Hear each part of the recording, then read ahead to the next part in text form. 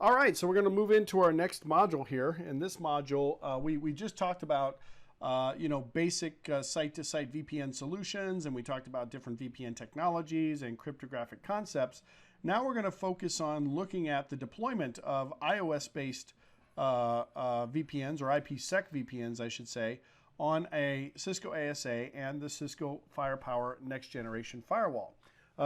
It's a similar configuration. I mean, we still are following kind of basically the overall IPsec concept, right? Where we have to define, our peer authentication mechanism, and then we have to identify our IKv1 or IKv2 properties to do our initial security association negotiations for phase 1, and then we have to set up our phase 2 negotiations and then specify what interesting traffic might go over that VPN. So we're going to take a look at that in more detail in this particular case.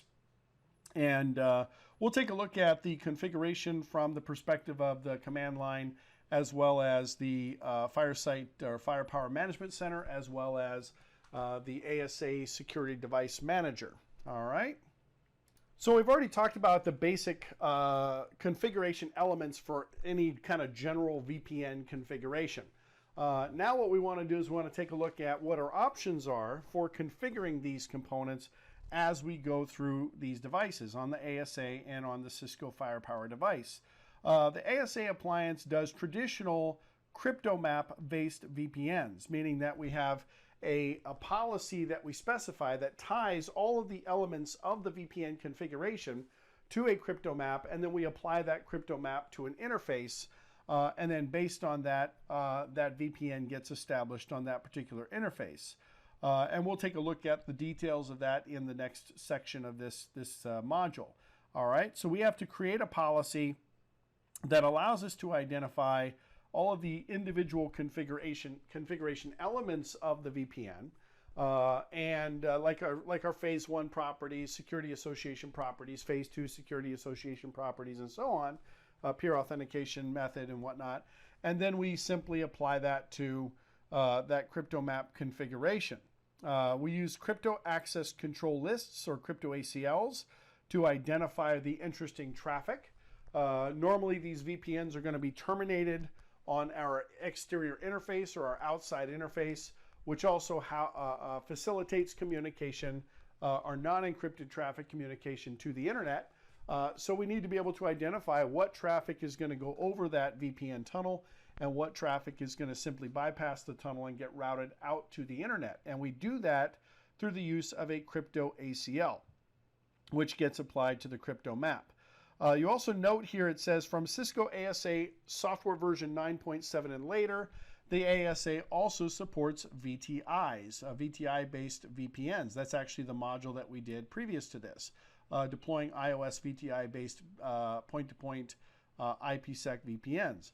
VTIs are virtual tunnel interfaces, and if you haven't had a chance to go through that module or that lesson, go back and take a look at that, and you'll get the details of that. It's basically almost like tunneling. Obviously, we're incorporating the use of cryptography in this case, like an IP tunnel or a GRE tunnel, but it is a route-based IPsec configuration as opposed to kind of a policy-based IPsec configuration that you would get with traditional cryptomap VPN configurations. All right, now the Firepower appliance, the next generation firewall, only supports cryptomap-based IPsec VPNs. Ultimately, the goal is still the same, right? The goal is the same. We're going to identify some way to authenticate our VPN peer. We're going to establish the parameters of the security elements, right? What type of cryptography are we going to use? What type of message integrity are we going to use? What type of key exchange process are we going to use? How often are those keys going to be refreshed? Those are all kind of the basic concepts of any VPN. And then, of course, what traffic is going to go over that VPN. There are some differences in from the perspective of management. They kind of list the differences here. With the Cisco ASA, we can certainly go into our command line interface and we can do our traditional configuration.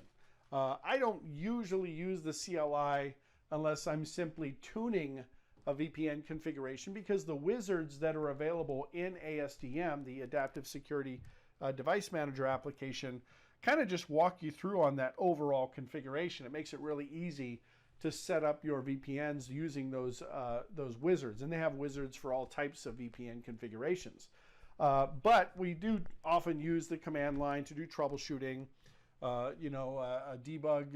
debugs or show crypto map, or show IPsec SAs or show crypto ICKMP SAs and stuff like that. So we can look at and we can do that stuff in the GUI, but sometimes it's a little bit easier in the command line. And like I said, we do have ASDM available to us as well. I'm not sure what the discovery is going to have you do. I have a feeling it's probably going to have you use ASDM and the Firepower Management Center and Firepower Device Management function for the next generation firewall. There might be some command line elements, but I think we pretty much focus most of the attention on using the GUI to do these configurations and troubleshooting. All right, now there are many different configuration elements. The wizard kind of walks you through that configuration, and in the end result is, of course, the configuration of all of those different elements: a connection profile, IPsec transform sets, ICKMP transform sets, authentication methods, and so on. So when you do go into the discovery, you'll be able to see how all those things kind of tie together. The Firepower Next Generation Firewall, we're typically using Firepower Device Management. That's if we're using a standalone Next Generation Firewall. Very similar to the ASDM interface. We have wizards that we can use in FDM to go through and configure the VPN configuration. Or we can use Firepower Management Center. I keep calling it FireSite for some reason. I don't know why, but Firepower Management Center is that centralized platform. It gives you kind of the same basic configuration options. The only difference, of course, with FMC is that you can manage multiple devices and so on. All right. Now, as far as support, this is a very important concept as well. Support for what types of VPNs I can create. If you recall from our previous lesson, we talked about basic cryptography concepts, and IPsec is really not a protocol per se. It is a framework of protocols. So there's a whole bunch of elements that go into configuring IPsec VPNs. There's a confidentiality piece, which is our encryption. Typically, that's going to be our Advanced Encryption Standard, or AES.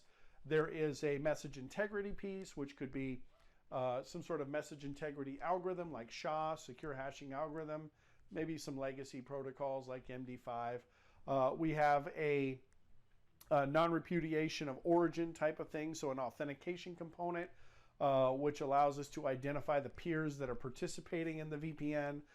We have a key exchange process, which allows us to exchange keying material over an unencrypted channel securely. Typically, that's done with either asymmetric cryptography or some sort of Diffie-Hellman key exchange process. So, and then we also have the option of, how we're going to transport the data. Are we going to use ESP, encapsulated security payload, or are we going to use AH, authentication header? ESP, of course, includes encryption and confidentiality. AH only includes authentication. We don't typically see that too often these days. But even within the confines of the IPsec elements, we have other options, right? It says here that the ASA supports both IKE v1 and IKE v2. IKE stands for the Internet Key Exchange process. And this Internet Key Exchange allows us to define the parameters of the security of the secure communication, what we would refer to as the security associations, or the SAs. Authentication can be done using pre-shared keys, or it can be done using public key cryptography, digital certificates, asymmetric authentication. And in the case of IKE v2, authentication can be asymmetric as well. We did talk about in one of the previous modules the difference between a pre-shared key versus an asymmetric authentication method using digital certificates. And you'll see some more about that in the discovery as well. We also have different options for how to route traffic across the tunnel. We can do static routing, where we simply say, okay, if you want to reach this IP address, send the traffic over this interface, right? We create our crypto policy, and we use crypto maps to do that. If we're not using a VTI-based VPN, we create our crypto policy, and then based on that crypto policy, we tie that crypto map to an interface.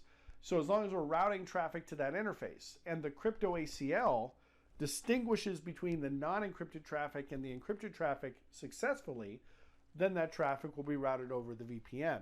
So static routes can do that. Oftentimes it's even just the default static route that exists on the platform, because these are devices that are at the perimeter of the network, so that default static route usually handles that. But you could also do dynamic routing. OSPF is supported on the ASA. And ASA is also allows the transmission of multicast traffic, which is typically not normally permitted over IPsec, because you might think, well, why do we care about multicast traffic specifically when it comes to OSPF? Well, a lot of the neighbor discovery mechanisms for these dynamic routing protocols use well-known multicast addresses for neighbor discovery. So we don't have to do that. We could do statically mapped neighbors and so on. But so we can do dynamic routing. We can also do reverse route injection. So creating static routes based on the establishment of the VPN tunnel. So the tunnel comes up, and then based on that connectivity, we have a set of instructions that says, okay, now that the tunnel is active, let's go ahead and insert this particular route. And that route, of course, would be the destination that's reachable across the tunnel. In the case of our VTIs, the virtual tunnel interfaces, we can support BGP as well. All right. For the firepower appliance, IKV1 and IKV2 are supported. We can also do public key cryptography, asymmetric authentication using private and public certificates, and asymmetric authentication in the case of IKV2 is not going to be supported on the next generation firewall.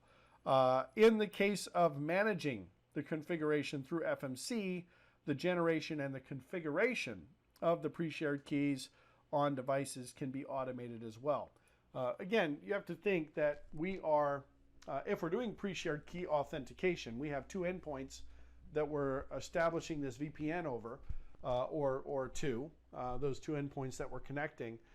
And then based on that connectivity, we need to ensure that we can authenticate those peers. But we could have potentially hundreds of firewalls that we're managing, and managing pre-shared keys across those can be difficult. But FMC does provide an option to manage that.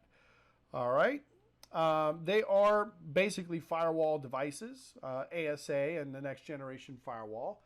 In essence, from a VPN perspective and from a traditional security perspective, they pretty much operate the same way, right? We talked about that Lena engine in the next generation firewall, which is basically the ASA engine. So VPNs don't really, they don't really go above layer 3. IPsec, in fact, is pretty much layer 3. AH and ESP are layer 3 defined protocols, protocol 50 and protocol 51. So we're not talking about application awareness or application visibility and control in this case. So it really is pretty much the same at least on these devices. The configuration might be slightly different and they have some different restrictions, but overall IPsec is still IPsec. It's still layer 3. All right. Of course, we also have to support NAT. We have to take into consideration that the traffic that goes over the VPN tunnel is probably not going to be natted. So we're going to have well, we don't really call them NAT exemption policies anymore. We call them manual NAT policies. But we would have to configure those manual NAT policies to ensure that the traffic that's going over the VPN is not natted. And that's not done automatically, by the way. If you do the wizard will ask you if you want to NAT the traffic or not. But a lot of times people make that mistake. They don't understand what it means to not NAT that traffic. And we typically don't want to. So oftentimes what I see when we're configuring VPNs or troubleshooting VPNs is that quote-unquote NAT exemption is not in place, or the self-NAT. There's a term that they use to describe that. I can't recall what it is, but basically NATing to yourself, which I would just define as basically NAT exemption. All right.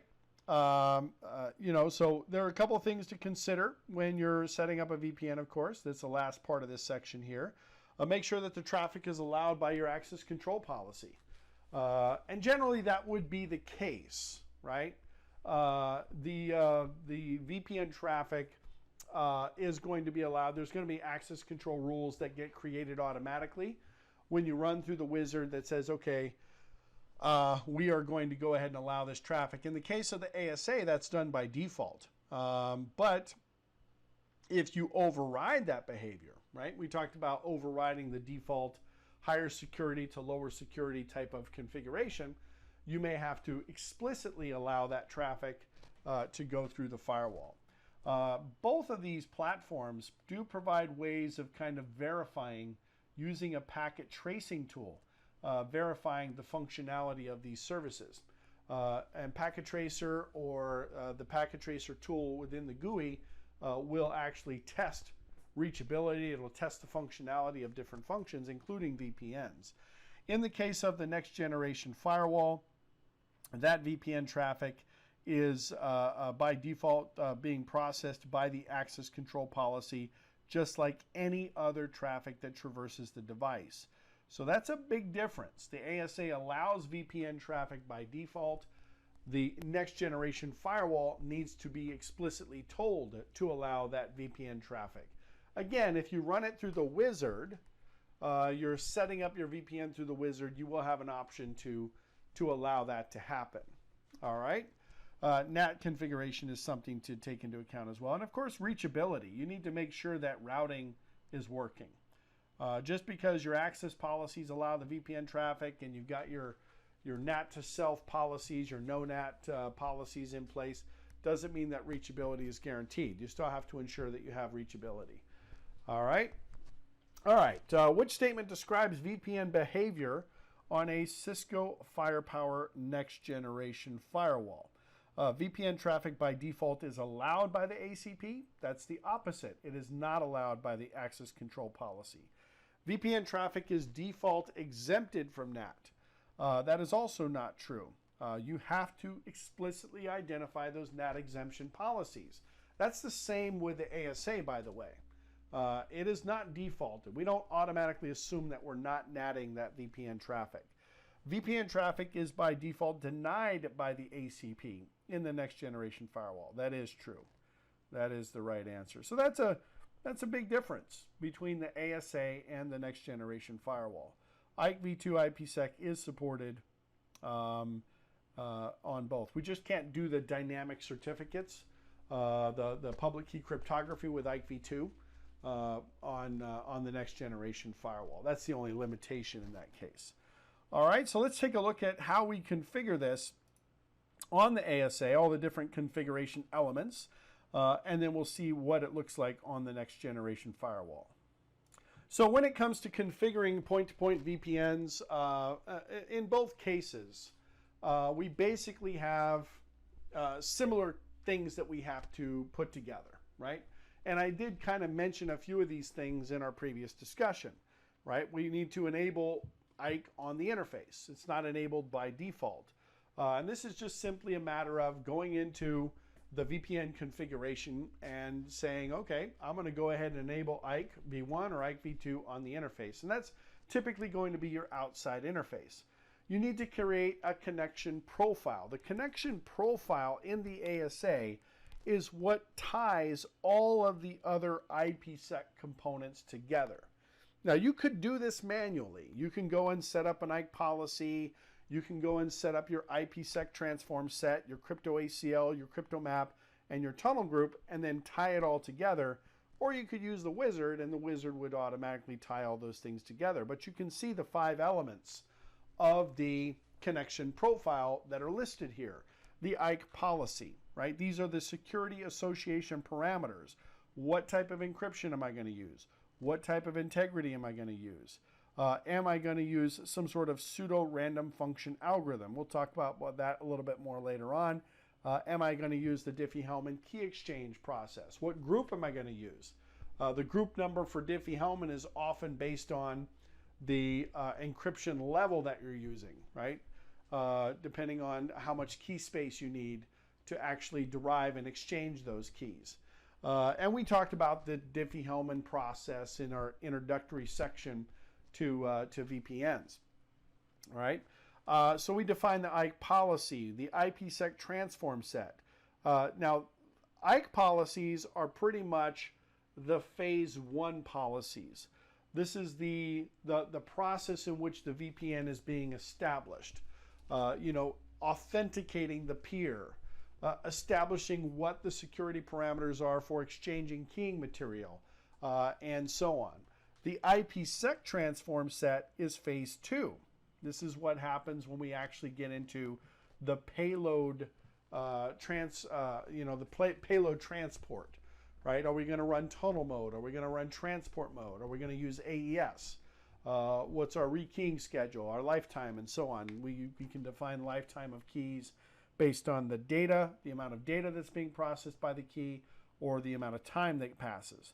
Then the crypto ACL. The crypto ACL is what we use to identify the traffic that needs to be encrypted. What we typically will refer to simply as our interesting traffic ACL. What's defined by that ACL is what's going to go over the tunnel. Anything that's denied by the ACL will be routed normally.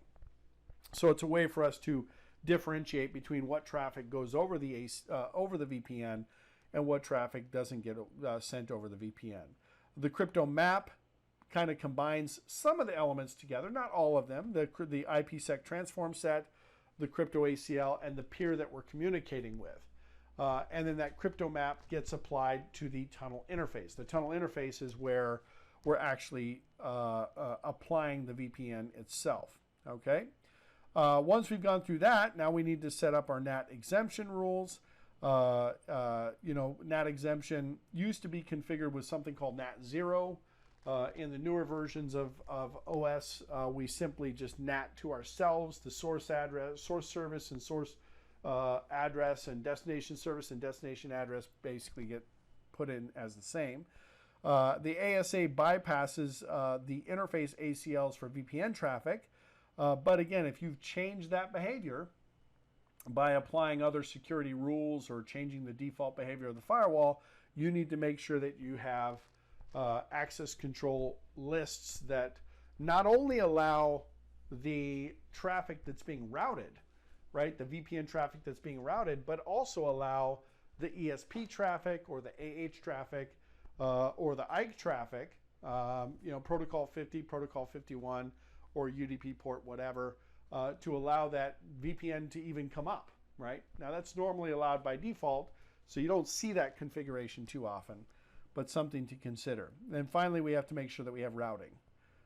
Routing is routing. It doesn't matter how the routing works as long as it's accurate.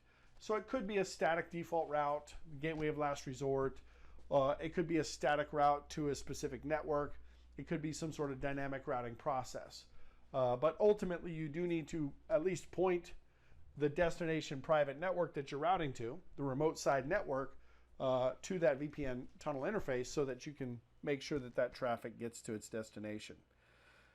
All right. So you see in this particular diagram, basically the topology. We've got the next generation firewall on the left. The private network behind that is the 10.10.2.0 subnet. We've got our outside interface, which is our public IP address that the tunnel is terminating on, of 192.0.22 and 203.0.113.2, and then the private network behind the ASA. So we're going to use this particular topology as the reference as we kind of go through and look at all of these individual configuration elements. And specifically what we're going to take a look at is configuring IKE v2 with pre-shared key authentication, not asymmetric public key cryptography, using ASDM, not the command line. All right, so let's take a look at these steps. The first step would be to go through and go under configuration, go to site-to-site VPN. You can always tell where you're going by looking at these pieces right here. At the top, the menu kind of gives you an idea of where you're at. So we're going to configuration, we're going to site-to-site VPN, and we are configuring or enabling under the connection profile. We have to add a connection profile, but that's something we'll do in a little bit here. But we need to make sure that we're going to allow the protocol on the interface. All right. Also, bypass the interface access list for inbound VPN connections. That is checked by default. Do not change that. If you do change that, now you need to statically define access rules that are going to allow that communication to take place.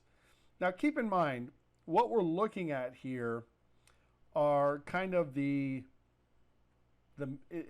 manual process of configuration, the step-by-step manual process of the configuration. If you run the VPN connectivity wizard, it will configure all these things for you. As long as you answer the questions correctly, the end result should be the same. So I'm not opposed to using that wizard because I think it's very well designed. As long as you put the right inputs in, you will get a valid configuration on the output. And if you're doing command, there's a feature you can enable on ASDM called preview the commands before sending to the device. And if you set that up, you can even see the resulting command line information before it's actually applied to the device. You can copy that into Notepad or some text editor and kind of review it that way as well before it gets applied to the device. All right. Now the next step is to actually go in and create the connection profile. We can see that documented here. So the name of the connection profile is the peer address, 192.0.2.2. In a basic VPN, the profile name does have to actually match the peer's address.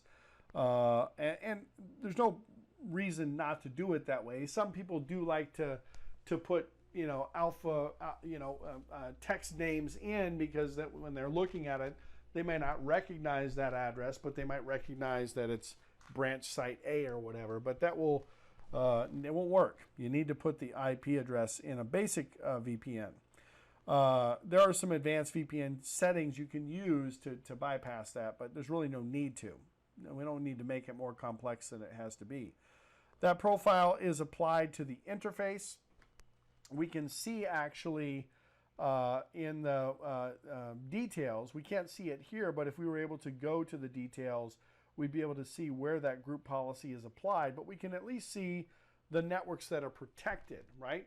The local network is my network behind this firewall, that private subnet behind this firewall. The remote network is the private subnet behind the other firewall. That's the traffic that we're actually routing over the VPN. This particular connection profile is for IPv2 only. We'll talk about the group policy in a little bit. There's a bunch of other things that kind of get tied together with that group policy. It is somewhat of a nested configuration. There are a lot of different elements to configure. This is again why I like to use the wizard. Even if the wizard gets you 90% of the way, and there's some customization you want to do or there's some changes you want to make, at least after you've run the wizard, the framework is in place. And now you can kind of go to each of these individual elements, the crypto map, the IKE policies, the IKE parameters, IPsec proposals, etc., and you can kind of modify and tweak those things as needed. The wizard doesn't configure everything, right? There are a lot of things you can customize with an IPsec VPN. A lot of times you have to do that under the individual configuration pieces within this IPsec configuration screen. But it does at least build that framework. So on the left box, that red box on the left, you can see all the individual components. On the right, we're seeing the connection profile name. All right. We don't see all the settings in this diagram, but you have to go into the profile itself. And then there's a whole bunch of different settings that you can set within that profile. All right. The IKE policy references, of course, how we're establishing phase 1, IPsec transform set, phase 2, and so on. Those are the kinds of things that you would be able to see in the advanced menu if you go in and edit the connection profile. All right. So our next step is to make sure that the VPN traffic doesn't get translated. Now this is going to be done under the NAT configuration. We're going to go to configuration firewall, NAT rules, and we're going to make sure that the VPN traffic is not translated. This again does not happen by default. If you're using the wizard, it will ask you in the wizard, do you want to exempt this traffic from being NATed? And if you say yes, of course, those policies would get created automatically for you. If you're not using the wizard, you do need to make sure that you go in and establish the NAT rules to exempt that VPN traffic from being NATed.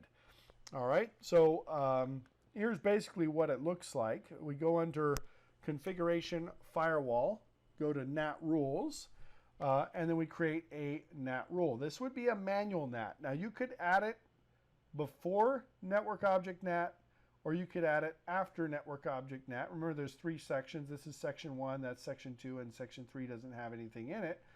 But typically this is going to be added first, right? Because again, these rules are processed from the top down. Notice that the source address is being translated to the original. The destination address is translated to the original.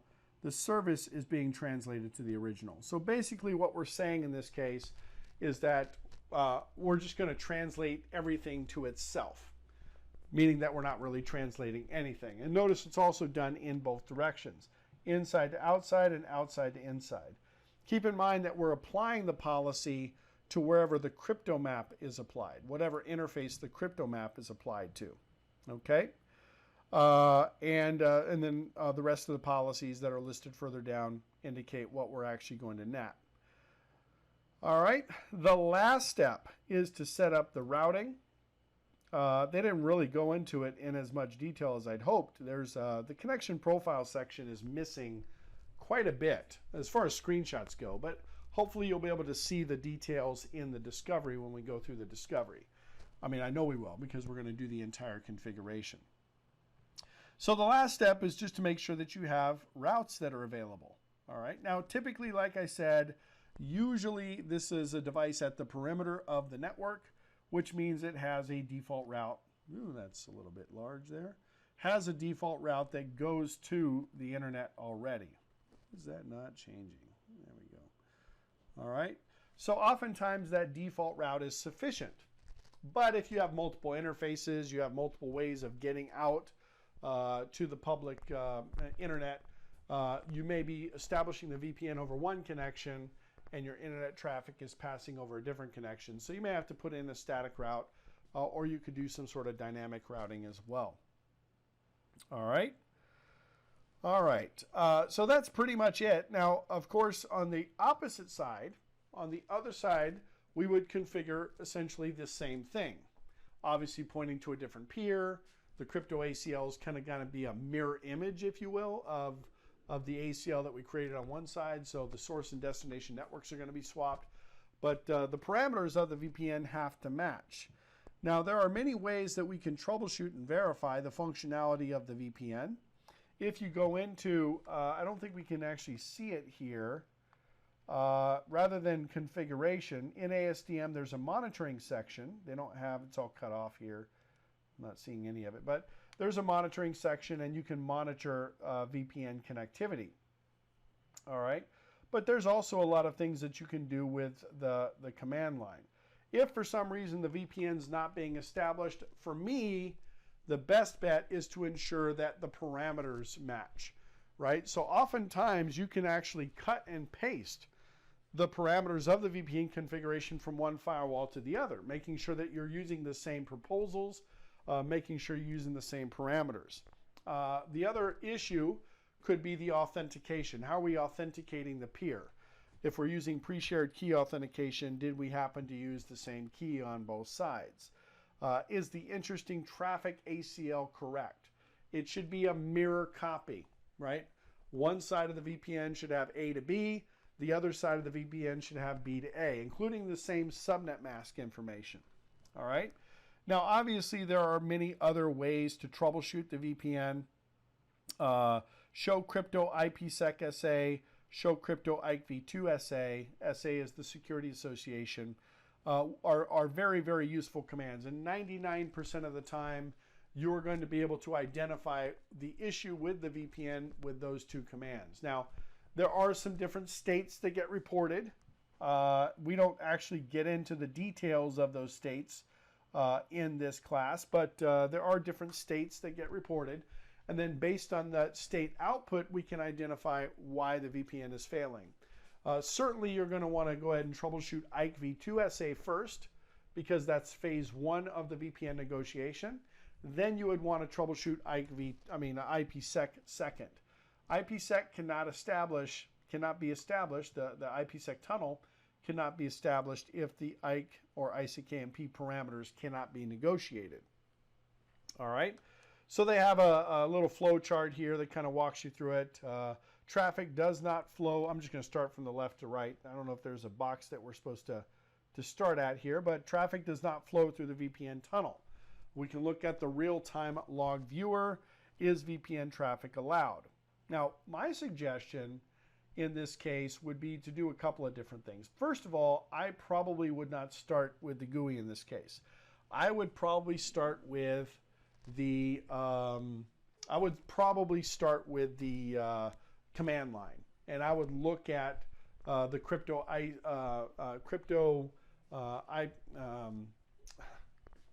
show crypto commands, right? Show crypto IKV2 SA, troubleshoot phase one, even do a debug crypto IKV2 SA and see what kind of transactions are taking place. We usually will get some sort of dynamic report that says, oh, the peers can't establish a session because the pre-shared key is incorrect, or no proposal found, right? When the establishment of the VPN takes place, the device that's actually starting the process sends all of its proposals to the responding device, and the responding device chooses the proposal that's going to provide the best match based on priority and also the best level of security. But if I send you all my proposals and then on the other side I don't have a matching proposal, there's no way for us to negotiate the parameters of the VPN. We would be able to see that if we're debugging that phase one process. Just because phase one works, though, doesn't mean phase two is going to work. Just because we can establish that initial SA doesn't mean that the actual VPN is going to come up. And that's the other aspect. You may also get one-way traffic flow. And if you're doing a show crypto IPsec SA, you can actually see in that output, hopefully we'll be able to see this in the discovery, but you can actually see in that output packets that are being encrypted, packets that are being decrypted, packets that are being encapsulated, packets that are being de-encapsulated.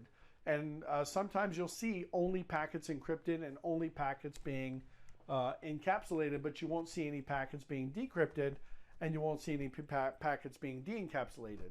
That could be a routing issue between the subnets. It could be a interesting crypto ACL issue, and so on. So there are some steps that you would take. Here they're saying, is the VPN traffic allowed? Let's use Packet Tracer. Packet Tracer is that tool that I mentioned that will simulate packet flow. And you can say, okay, I want to send a packet from this point to this point. The source address is A, the destination address is B, and it will actually kind of walk through the logic and say, and report on, where it's failing. Sometimes it's not always easy to find, but it can be. So if the VPN traffic is not allowed, obviously we need to modify our access list. If the VPN traffic is allowed, are we exempting that traffic? Again, they reference Packet Tracer quite a bit, right, throughout this flow. Packet Tracer is available in the command line as well as the GUI. And it's pretty easy to use in both scenarios.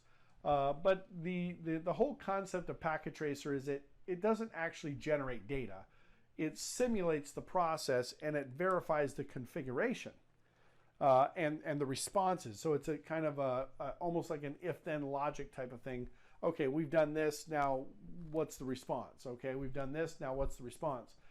And you can actually walk through that Packet Tracer flow and see where potentially the traffic is failing. They'll even give you a nice little pretty red X or a nice green check mark if it's working, a red X if it's failing. All right. Is there a route for a remote network? I would say, in my experience, there are only a handful of things with basic VPN configurations that people mess up. One is PFS, Perfect Forward Secrecy. There's a little checkbox that you can set to enable that key entropy and that PFS function. And oftentimes it's enabled on one side, but it's not enabled on the other side. That would be the parameters of the security association that don't match. So that's pretty common. The proposals themselves, the ASA and the next generation firewall both have pretty much every proposal that you would ever use already built into the device, meaning that they're already kind of pre-canned proposals. So unless you're doing something really, really unique with IKE v1 or ICKMP or IPsec, you should already have pretty much every proposal you need for the system to function. But you do need to make sure the proposals match. So the only other thing that typically, the three things, right? The pure authentication is not done correctly, crypto ACL for interesting traffic is not configured correctly, or NAT exemption is not configured correctly. That's where we see most of the issues. All right. So they go through some other options here: troubleshooting the IKE SA, show crypto IKE v2 SA. If it was IKE v1, you would just say show crypto ISAKMP SA, ISAKMP, Internet Security Association Key Management Protocol. And then for phase 2, show crypto IPsec SA. All right. You're looking in that case for something called an SPI, or a security parameter index. You should have an SPI in both directions. IPsec tunnels are unidirectional. We don't send and receive data over the same tunnel. We have an outbound tunnel SPI. We have an inbound tunnel SPI. And we want to make sure that they're both established. So that's important as well. All right. Which statement describes the concept of a connection profile inside of ASDM? It's is the same as the tunnel group and defines authentication parameters. No, it is not. That is a component of the connection profile. We associate the authentication parameters to the connection profile, but it is not the same. It's a logical construct which combines all of the IPsec components. Yeah, that would be it. All right, it's not the same as a group policy, and it doesn't combine the IPsec components routing and NAT. Routing and NAT are always separate, okay? The wizard allows you to configure them together in one kind of flow, but the routing and NAT are always separate. They're not tied to the connection profile. The interesting traffic ACL is tied to the connection profile. And of course, the parameters of the VPN are tied to the profile, but routing and NAT are always configured separately. All right.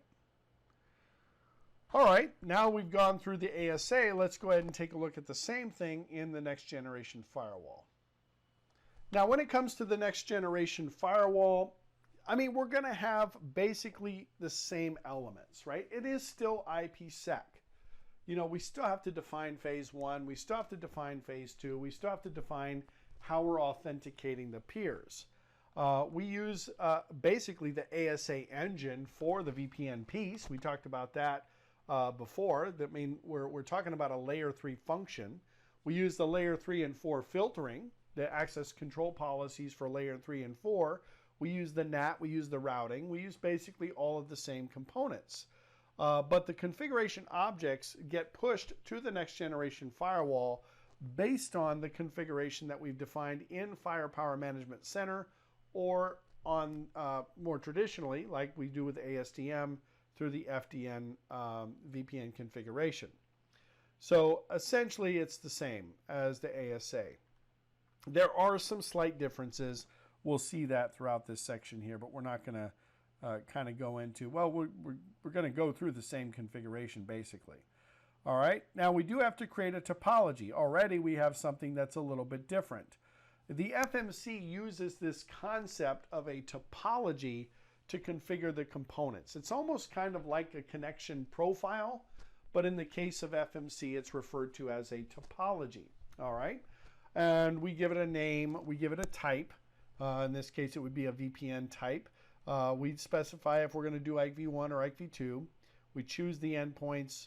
We set up our phase 1 policies, our phase 1 authentication, and we set up our phase 2 proposals and our transform sets.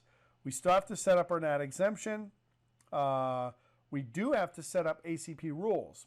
Absolutely have to set up ACP rules.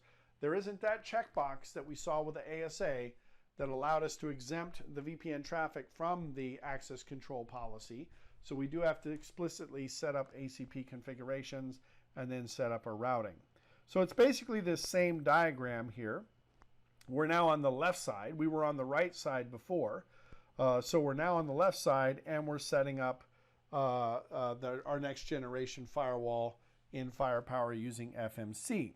All right, same endpoint, same IP addresses, same back-end private networks. All right, so let's go ahead and take a look.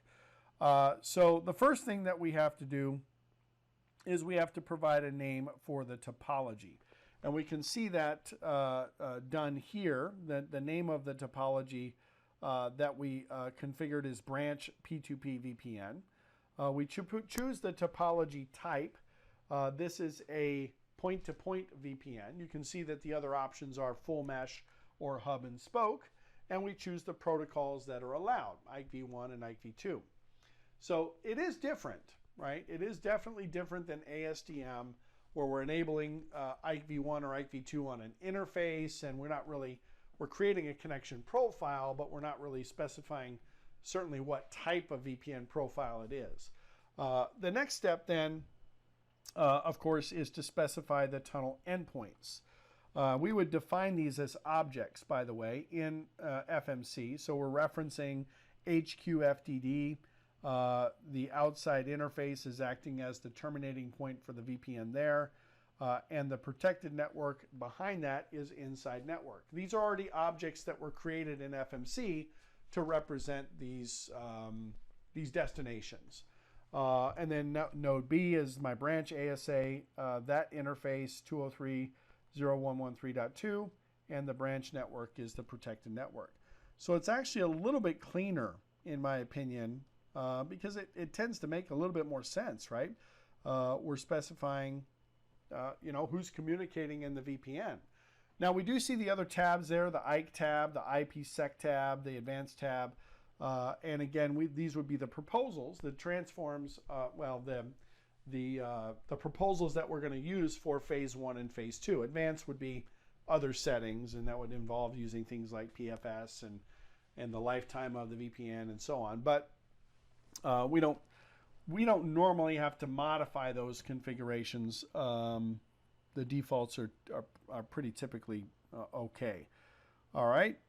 So under the IKE tab, we're of course going to establish all of our IKE specific configurations. What type of authentication are we going to do? All right. You can see here that the IKE related settings include things like, what is the encryption that we're using? What is the authentication type? Pre-shared key, manual authentication in this case, and we put in the key. IPv1 gives us an option to specify policy, authentication type, and pre-shared key length as well.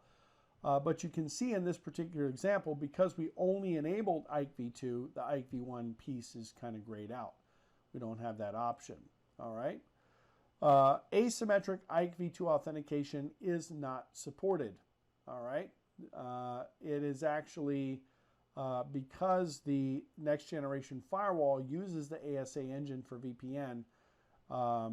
So we know that the ASA does support asymmetric authentication for IPv2, but it is just a limitation of the Firepower Management Center. Okay. The last step then would be to establish our phase 2 properties. What type of encryption are we going to use? Are we going to use tunnel mode or transport mode? Tunnel mode is typically used for site-to-site VPNs. we're actually encapsulating everything inside of IPsec and creating a new tunnel header for routing the packet, as opposed to transport mode, where we're copying the original packet header outside of the IPsec element.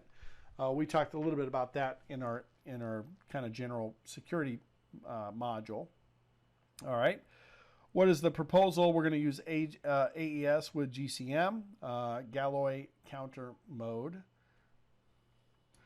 Now we can also see here, of course, that we're specifying the lifetime. Lifetime can be based on data, it can be based on duration, time. We can also see if we're going to enable reverse route injection or perfect forward secrecy. I would say for the most part, you try to avoid using features that are not necessary. PFS is typically something you would use with client-based VPN, remote access VPN, not something you typically would use with site-to-site VPN. But, you know, you have to go look and see what some of these parameters are and you know, how they benefit you. And ideally, it's just a matter of making sure that whatever parameter you select on one side, you select it on the other side. And that should work, right? Whether you need those features or not.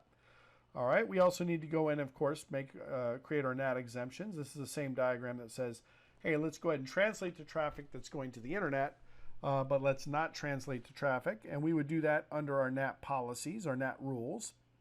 Pretty much the same concept, right?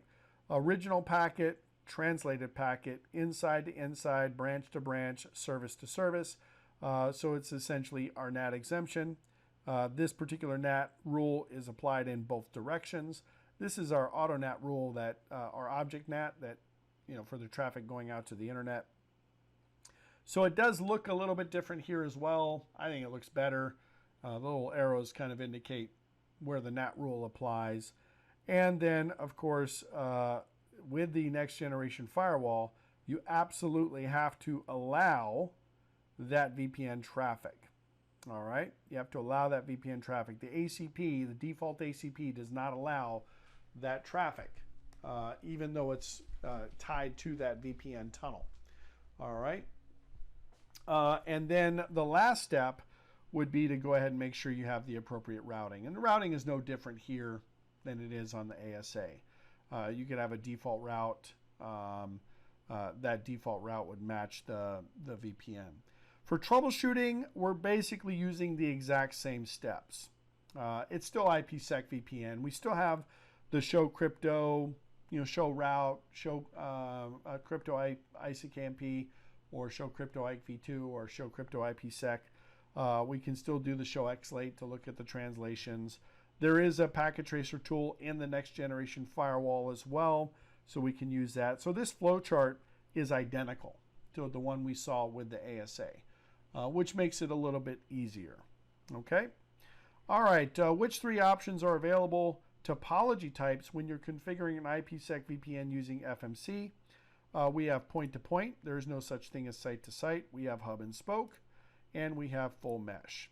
Partial mesh is basically a hub and spoke. I mean, you can have a partial mesh that isn't hub and spoke, but for the most part, partial mesh is hub and spoke, at least from an individual node's perspective. If you look at it as a whole, it might not be the case, but from an individual node's perspective, it looks kind of like a hub and spoke. For that matter, so does full mesh, but it changes how we do the routing. So those are the three options, all right? So let's go ahead and get into Discovery 15, and we'll take a look at the configuration of these things. All right, let's go ahead and get into Discovery number 15. We're going to configure point-to-point VPNs between the Cisco ASA and a Cisco Firepower next generation firewall.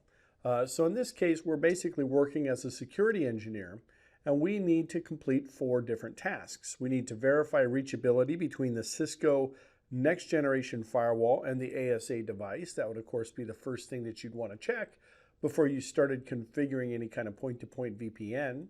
We need to configure the Cisco Firepower next generation firewall for a point-to-point IKv2 IPsec tunnel with a pre-shared key authentication using FMC, Firepower Management Center. And then we're going to use the ASA appliance, or configure the ASA appliance for the IKv2 IPsec tunnel with a pre-shared authentication key using the ASDM, or the Cisco ASA Security Device Manager application. Finally, we're going to go ahead and troubleshoot this connectivity between the next generation firewall and the ASA appliance by using different tools, and we're going to go ahead and make some changes to the NAT configuration, because there are going to be some issues that we're going to run into based on the configuration that's set forth here in this particular discovery. All right. We have several different devices here: an admin PC, a branch server, branch workstation, the branch ASA, and so on. The HQ FMC, HQ FTD, as well as the HQ workstation, and some basic internal routing. All right. Now, in task number 1, our task is to verify that we have network connectivity between the HQ FTD and the branch ASA devices. These devices have already been configured with their basic IP settings, their basic interface configurations, the routing information, and so on. The branch ASA device has 2 different interfaces, one that connects the device to the internet and the other one that connects that branch office network. HQ FTD is actually connected to the internet with one interface, and then the rest of the interfaces are going to the headquarters network, and the connectivity between the devices is provided with this grayed out internet router, if you will. All right, so our first task is going to go ahead and be to access the admin PC. So let's go ahead and go over to the admin PC, and we're going to log in. Well, we already logged in here. Let's go ahead and open up PuTTY on this computer. All right, and we're going to go ahead and go into 10.10.3.3. And we'll use port 22 on this one. And we're going to log into this device with a username. Let's go ahead and accept the certificate there of admin and a password of Cisco 123 exclamation. All right. So we are actually logging into the HQ FTD. That device is being accessed through the command line. And we're just doing our basic connectivity test. All right, this is our Cisco Firepower threat defense platform. So let's go ahead and ping 10.10. Let's go ahead and ping 10.10.2.99. That's the HQ workstation, and we can get to the HQ workstation. We're also going to go ahead and ping the internet router just to make sure that we can get to the internet. We can see that that was successful. Now let's go ahead and access the branch ASA device, and let's go in and check that one as well. I have the branch ASA actually already up here, and let's put in our password. And what we're going to do is we're going to do some connectivity testing here as well. Again, all of this is based pretty much on this topology. I'm just pinging the different IP addresses just to make sure that all the interfaces are up, they're all functional, and so on. So let's go ahead and ping 192.168.1.2. That's the branch workstation. We're going to go ahead and ping 192.168.1.3. That is the branch server. And I'll ping the internet router from this side, 203.0.113.1. And I'm going to go ahead and ping the threat defense box as well, 192.0.2.2. All right, all those pings were successful, so I feel pretty comfortable that we can now kind of move forward and work on our next task, which is to start to set up the IKE v2 point-to-point IPsec tunnel on our Firepower next generation firewall.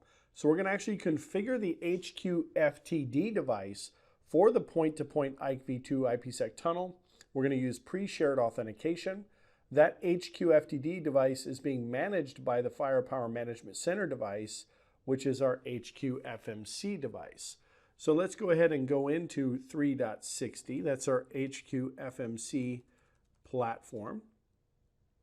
All right, actually we're going to do this from the admin PC. We don't want to use the command line just yet.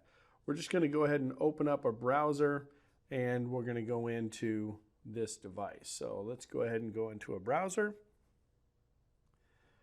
Open. Let's try Firefox here. All right. And let's go into, if I can remember the IP address, I believe it's 10.10.3.60. That should take us to the authentication page. There we go. We needed to put in HTTPS. HTTP is not responding. We have HTTP disabled. So let's go ahead and click on Advanced. And what we need to do is we need to basically say, let's go ahead and proceed anyway. We know that the certificate is self-signed here. We're going to log in with admin and Cisco 123, bang. All right. Once we've authenticated, we are now going to go through the process of enabling a VPN connection.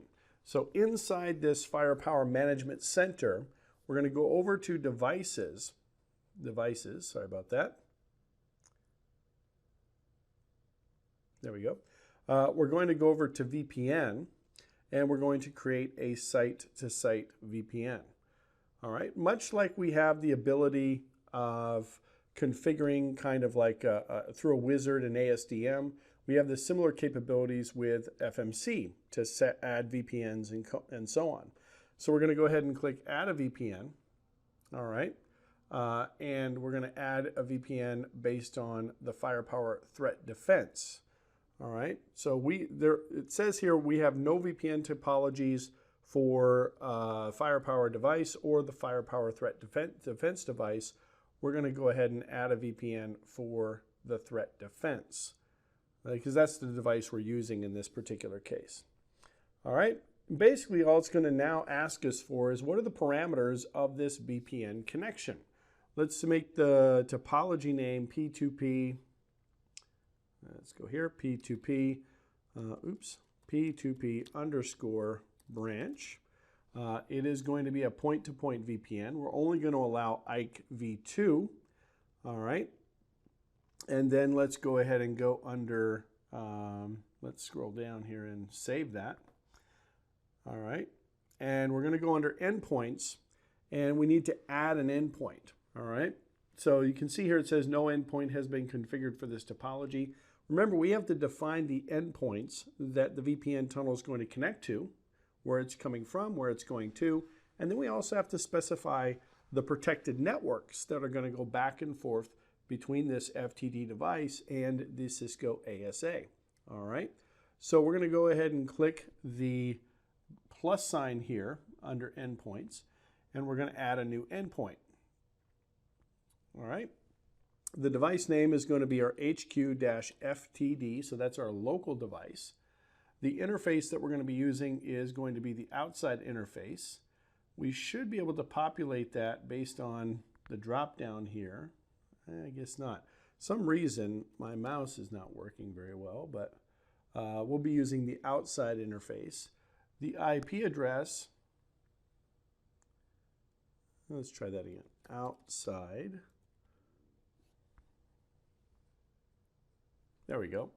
I think I had to drop down here and pick the name from the list instead of typing it in, but let's go ahead and pick the outside interface.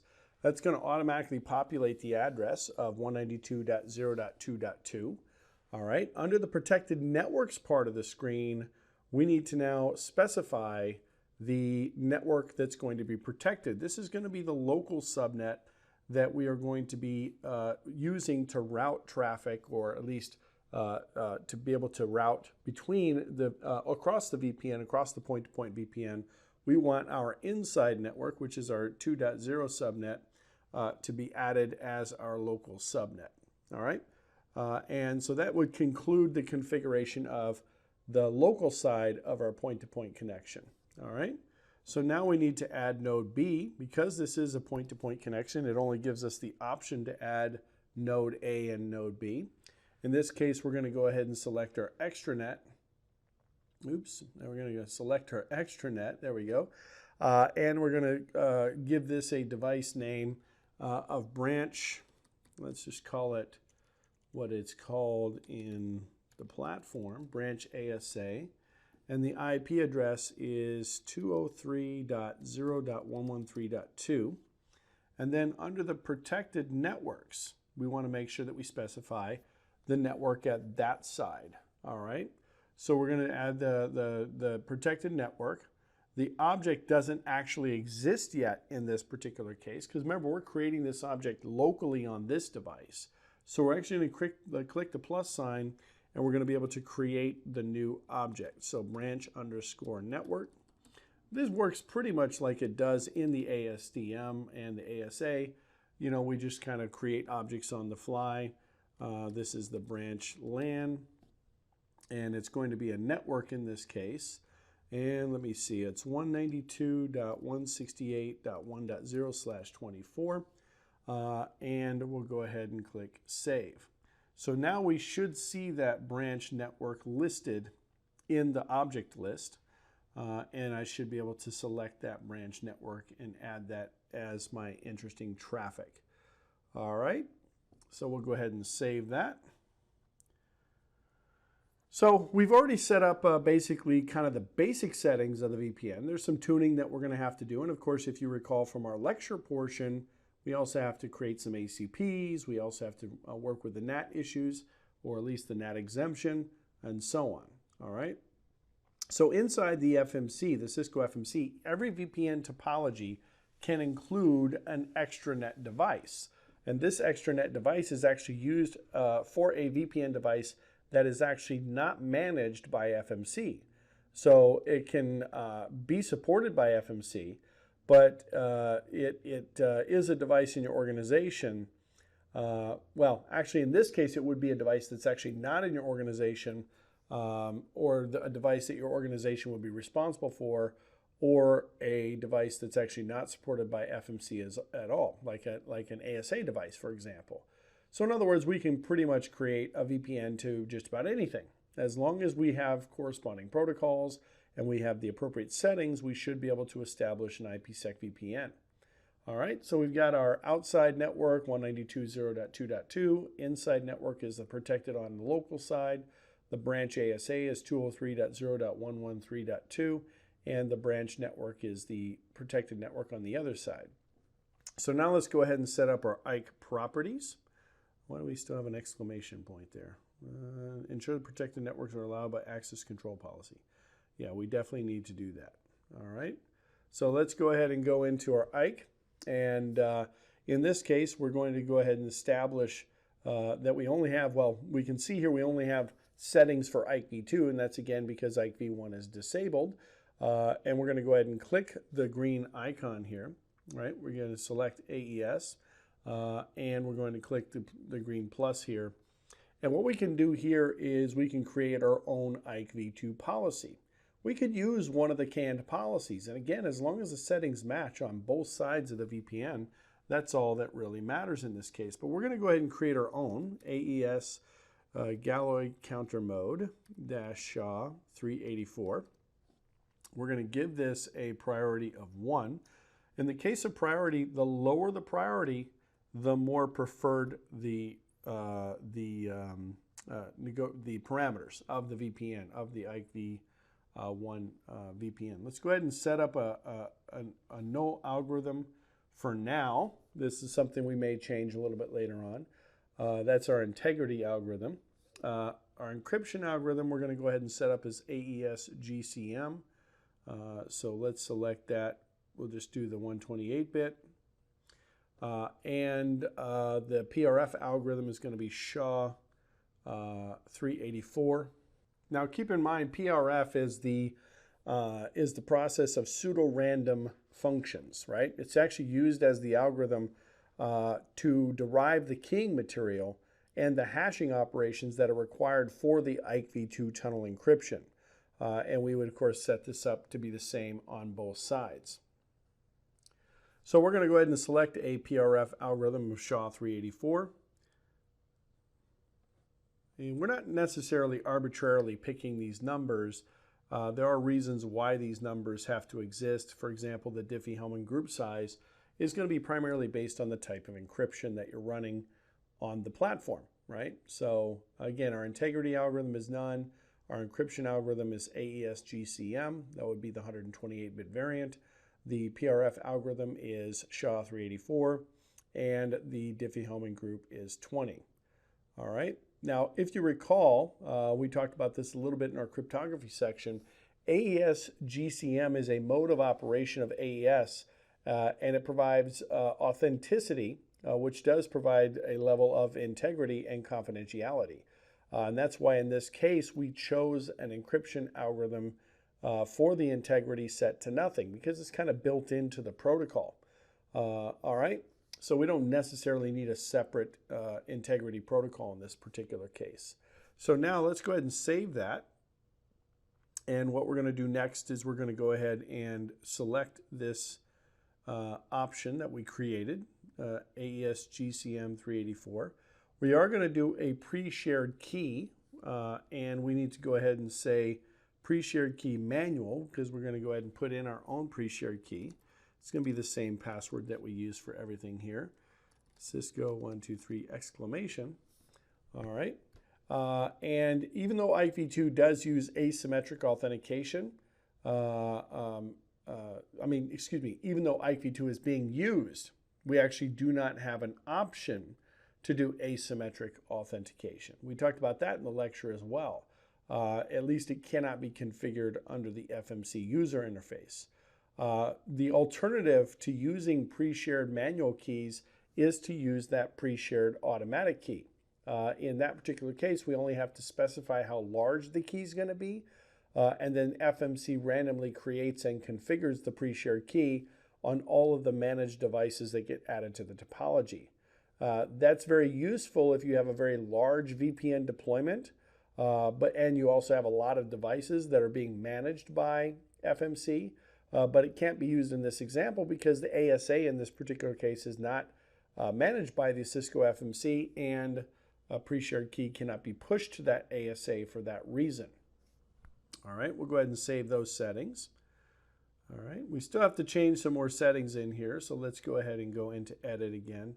We have to do our IPsec configuration as well, so let's go under IPsec. I just like to save things just to make sure those things are saved. All right, now observe here again that the only settings for the that we have available to us are for the IKv2 IPsec proposal. So we're going to go ahead and click the pen icon here. And that's again because we don't have IKv1 enabled. And this is our IKv2 IPsec proposal window. All right. And let's go ahead and make sure that we have AES GCM. That is the proposal that's actually chosen here. This proposal actually includes AES GCM, the 128-bit version, as well as the 192-bit version, and the 256-bit version as the encryption algorithms with that null integrity algorithm. All right, we don't get to see those settings here, but we're going to take a look at that content when we look at the configuration of the proposal later on once we've finished with creating our overall topology. We would actually use this window if we wanted to go ahead and create our own IPsec proposal on the fly if we had to, but it's already selected here, AES GCM, so let's go ahead and just simply say OK there. All right. We also want to disable reverse route injection in this case. The reverse route injection pretty much provides us the ability to have the device automatically create static routes for networks that get protected behind the remote tunnel endpoints, and then also provides us the ability to redistribute those routes into a routing protocol that might be running inside of the VPN device, on the inside part of the VPN device.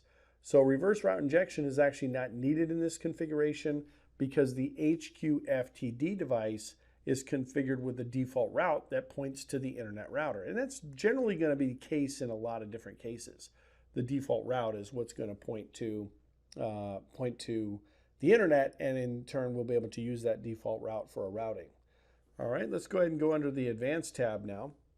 We're going to choose the tunnel option from the menu on the left side.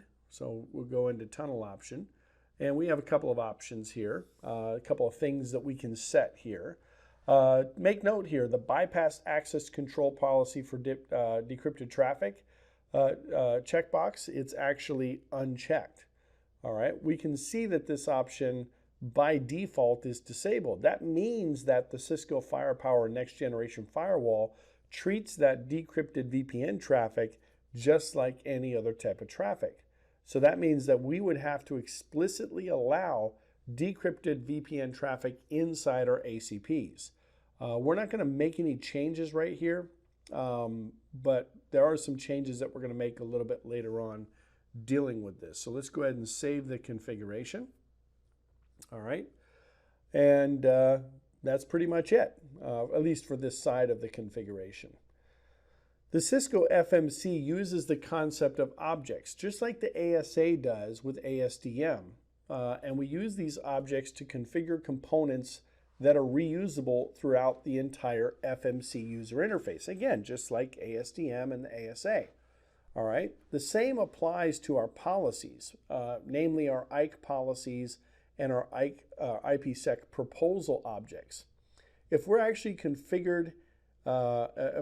interested, I should say, in configuring algorithms inside the IKE policy or the IPsec proposal, that object manager tool can help us do that.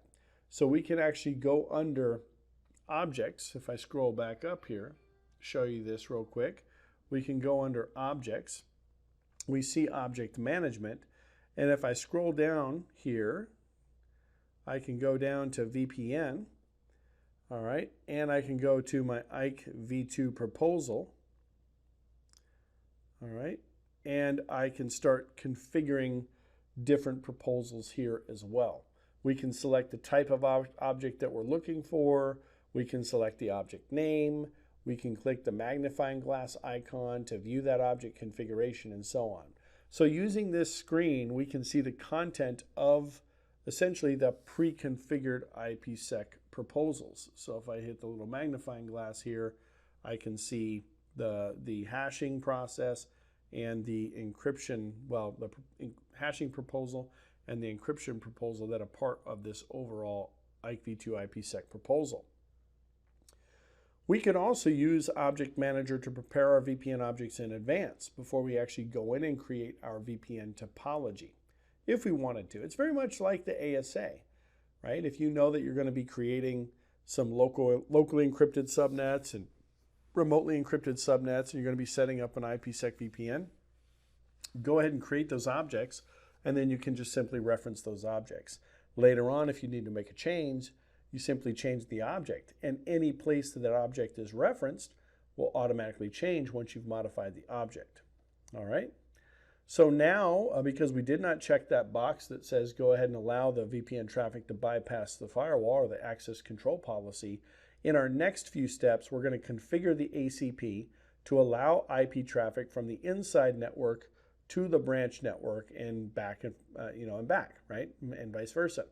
So inside the FMC, we're going to go ahead and navigate to Policies, and under Policies, we're going to go to Access Control, all right, and under Access Control, we're going to look at our Access Control Policies. We're going to go ahead, and this is the Internet Edge Access Control Policy, which of course is the only interface that we're actually applying a policy on our outside interface. We click the little pencil icon, and we can now edit this policy. All right, and this is our ACP configuration. Based on this ACP configuration, you can see that because of the outbound from inside rule, traffic from the inside network going to any destination over the out zone, specifically out zone 1, will be allowed. And that would include the VPN traffic to the branch network.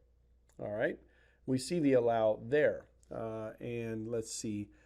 Outbound from inside. It's kind of hard to see here. Let me see if I can kind of do this here. Outbound from inside. Because of this rule right here, that traffic is allowed automatically from the in zone to the out zone. Do you want to quit without saying yes? I do. I didn't really change anything.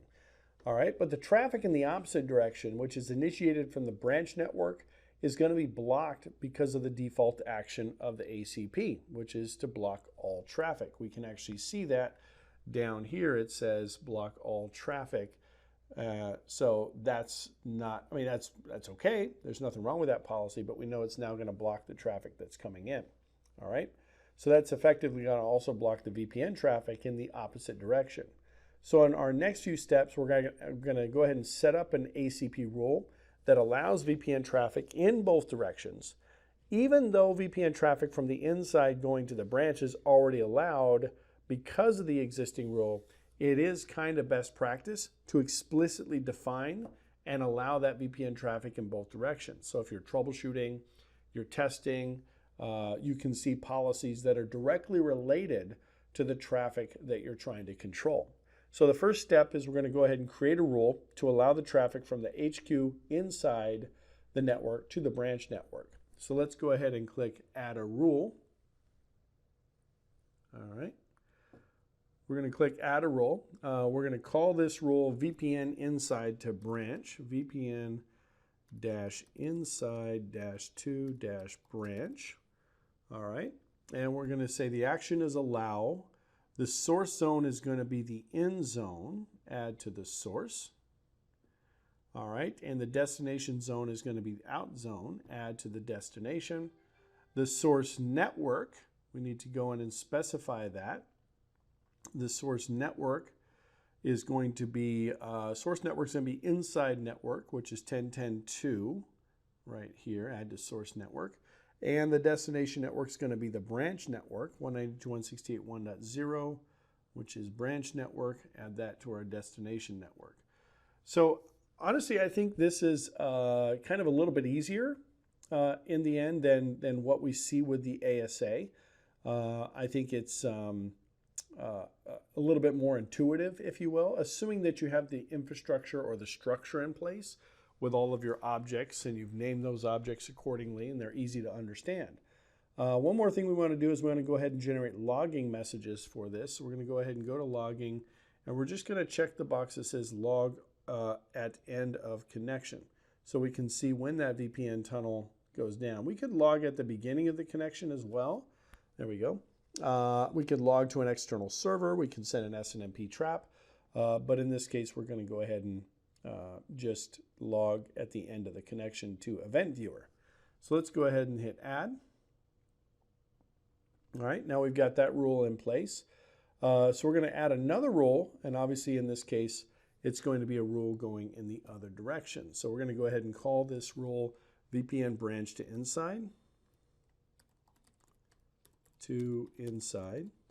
And it's going to be an allow rule, and it's going to be from the out zone as the source to the in zone as the destination, and the networks are going to be from the branch network as the source and to the inside network as the destination.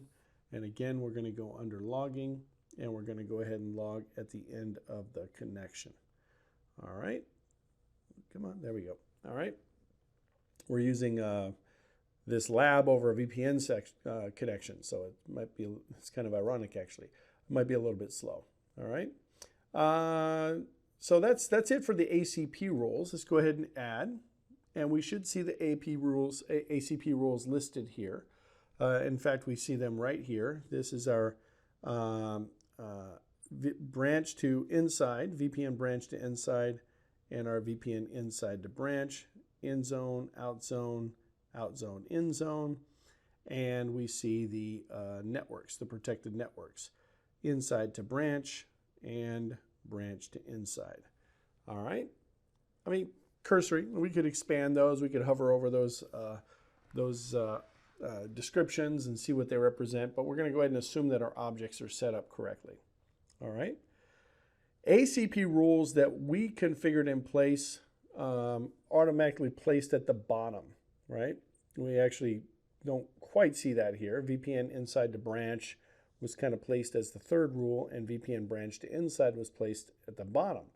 But it is recommended that we place our more specific rules at the top of our ACP list, or ACP, I should say, our access control policy, and the more general rules at the bottom.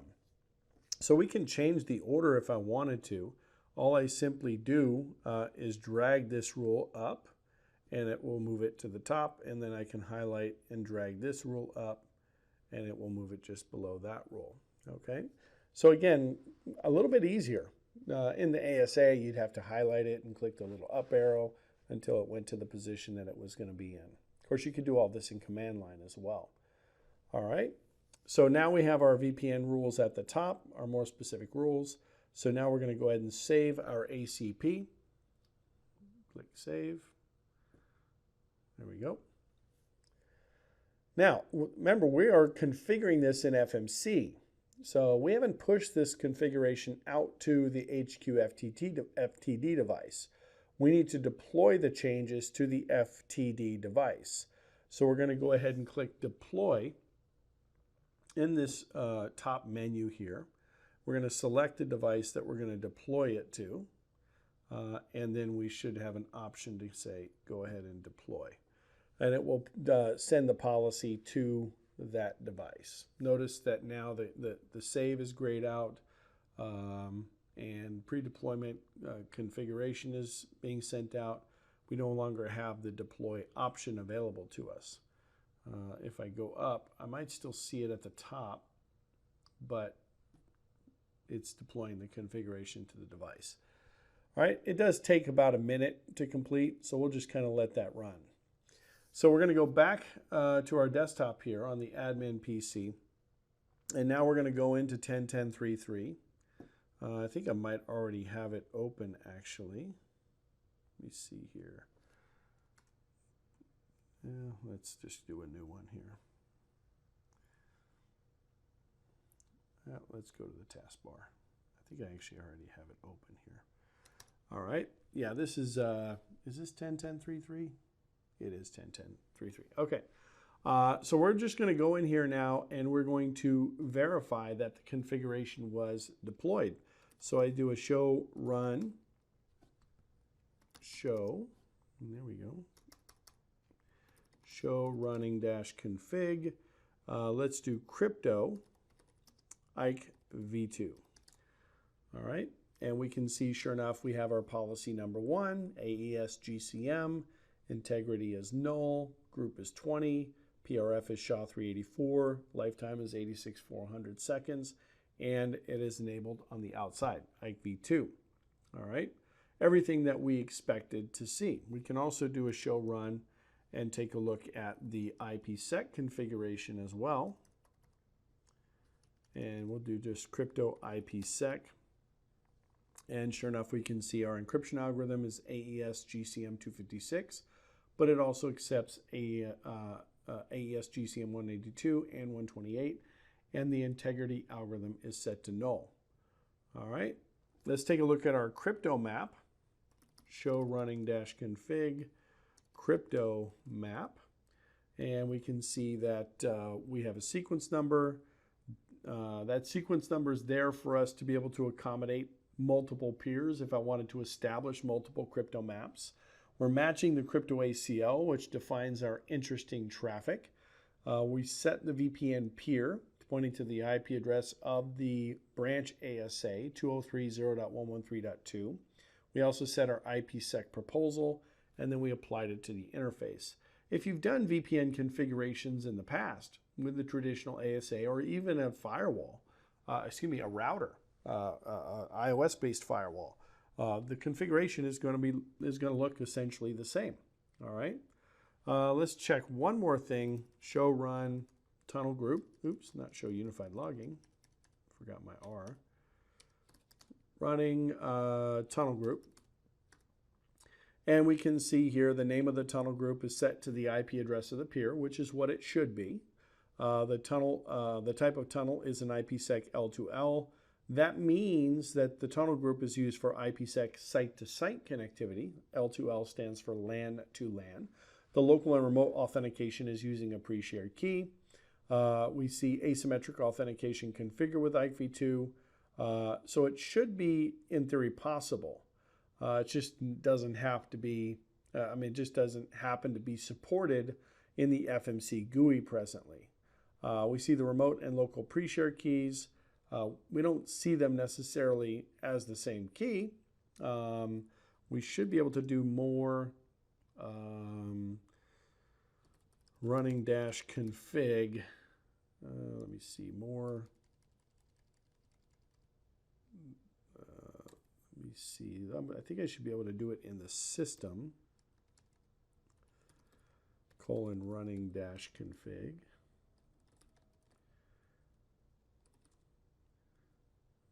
Why isn't it letting me do that? More system should be let me do that.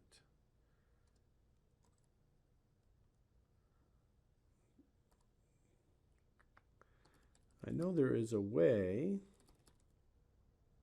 Oops. That would not work because it's not a valid command. I'm not sure. It doesn't appear as though it's working in this particular case. I know that's a command that you can do on the ASA. You can use the more command. And the reason why I wanted to show you that is because you should be able to see the passwords in plain text that are obfuscated with the asterisks when we do a show run. But we can do that in the ASA for sure. There may be a different way to do that in FMC or the FTD, excuse me. I'm not quite sure. All right, but we are going to go ahead and configure the ASA now, and then we're going to verify the IPsec tunnel, but that'll be kind of our last step. All right, so our next task is going to be to go ahead and configure the ASA for point-to-point IKv2 IPsec as well. All right. So we're going to kind of basically do the same steps, right? We're going to start by configuring the IKv2 policy. We are going to do this through command line. You could do this through ASDM as well. In fact, there's nothing really wrong with doing it through ASDM. You're going to be pretty much provided with the same options. But the problem with ASDM is if you're running IKv2, IKv2 doesn't actually support the configuration of IKv2 policies using AES GCM. So we need to do that IKv2 policy inside of the CLI, and then we can configure the connection profile in ASDM. So let's go to our ASA command line, which is here. And we are going to go ahead and start doing our configuration. So config T, crypto IKv2 by 2 policy, and we'll just give it a priority of 1. The encryption, encryption.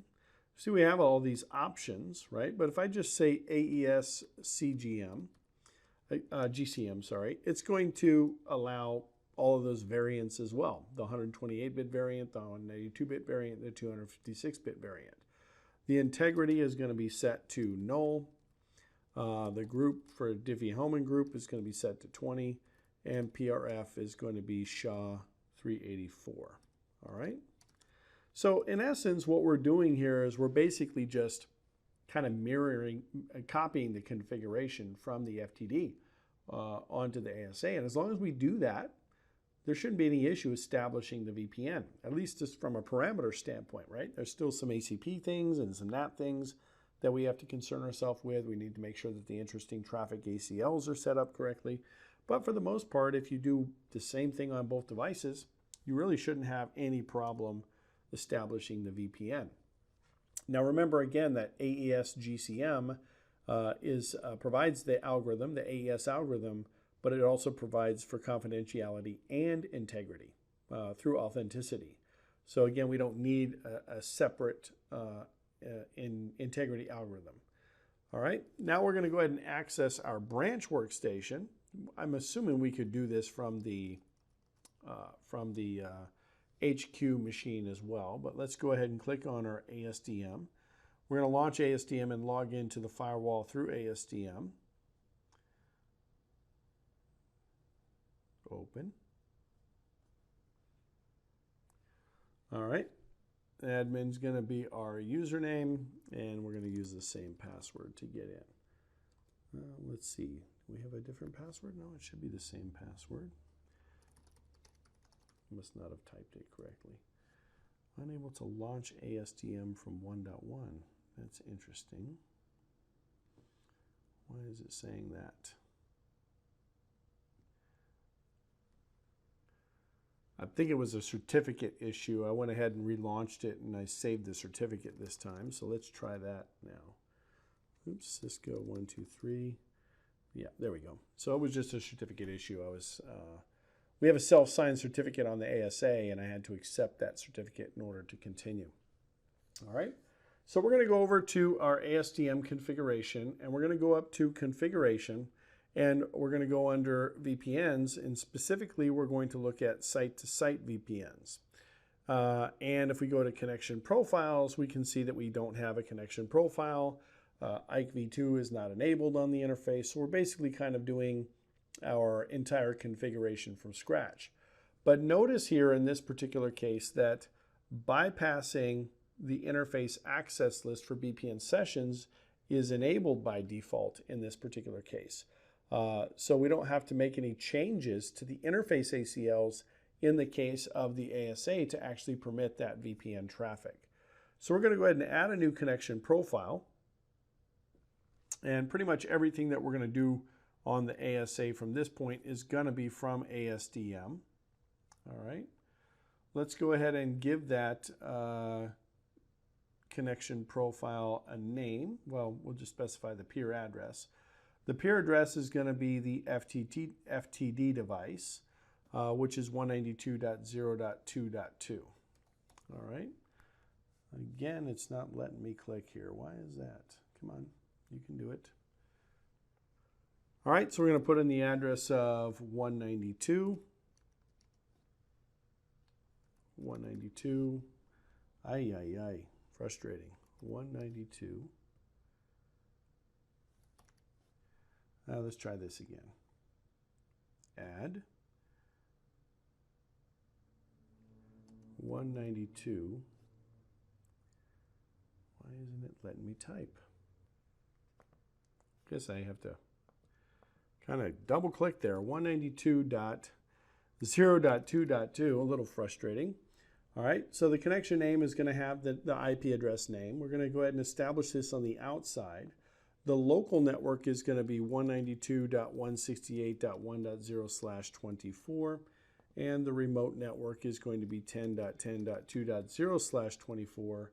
And we can see basically in this case the 192.168.1.0 came up, 10.10.2.0 did not populate, but we could actually click on this elliptical button. We can add an object for that destination, which I typically would do, by the way. I would typically do that because I want to be consistent with my configuration, and I want to be able to identify these things by their object name, just like we did with the FTD device.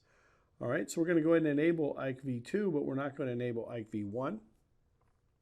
And we need to go ahead and go under our IKE v2 settings. We're going to use a local pre-shared key. That pre-shared key, we'll put it in here, Cisco 123 exclamation.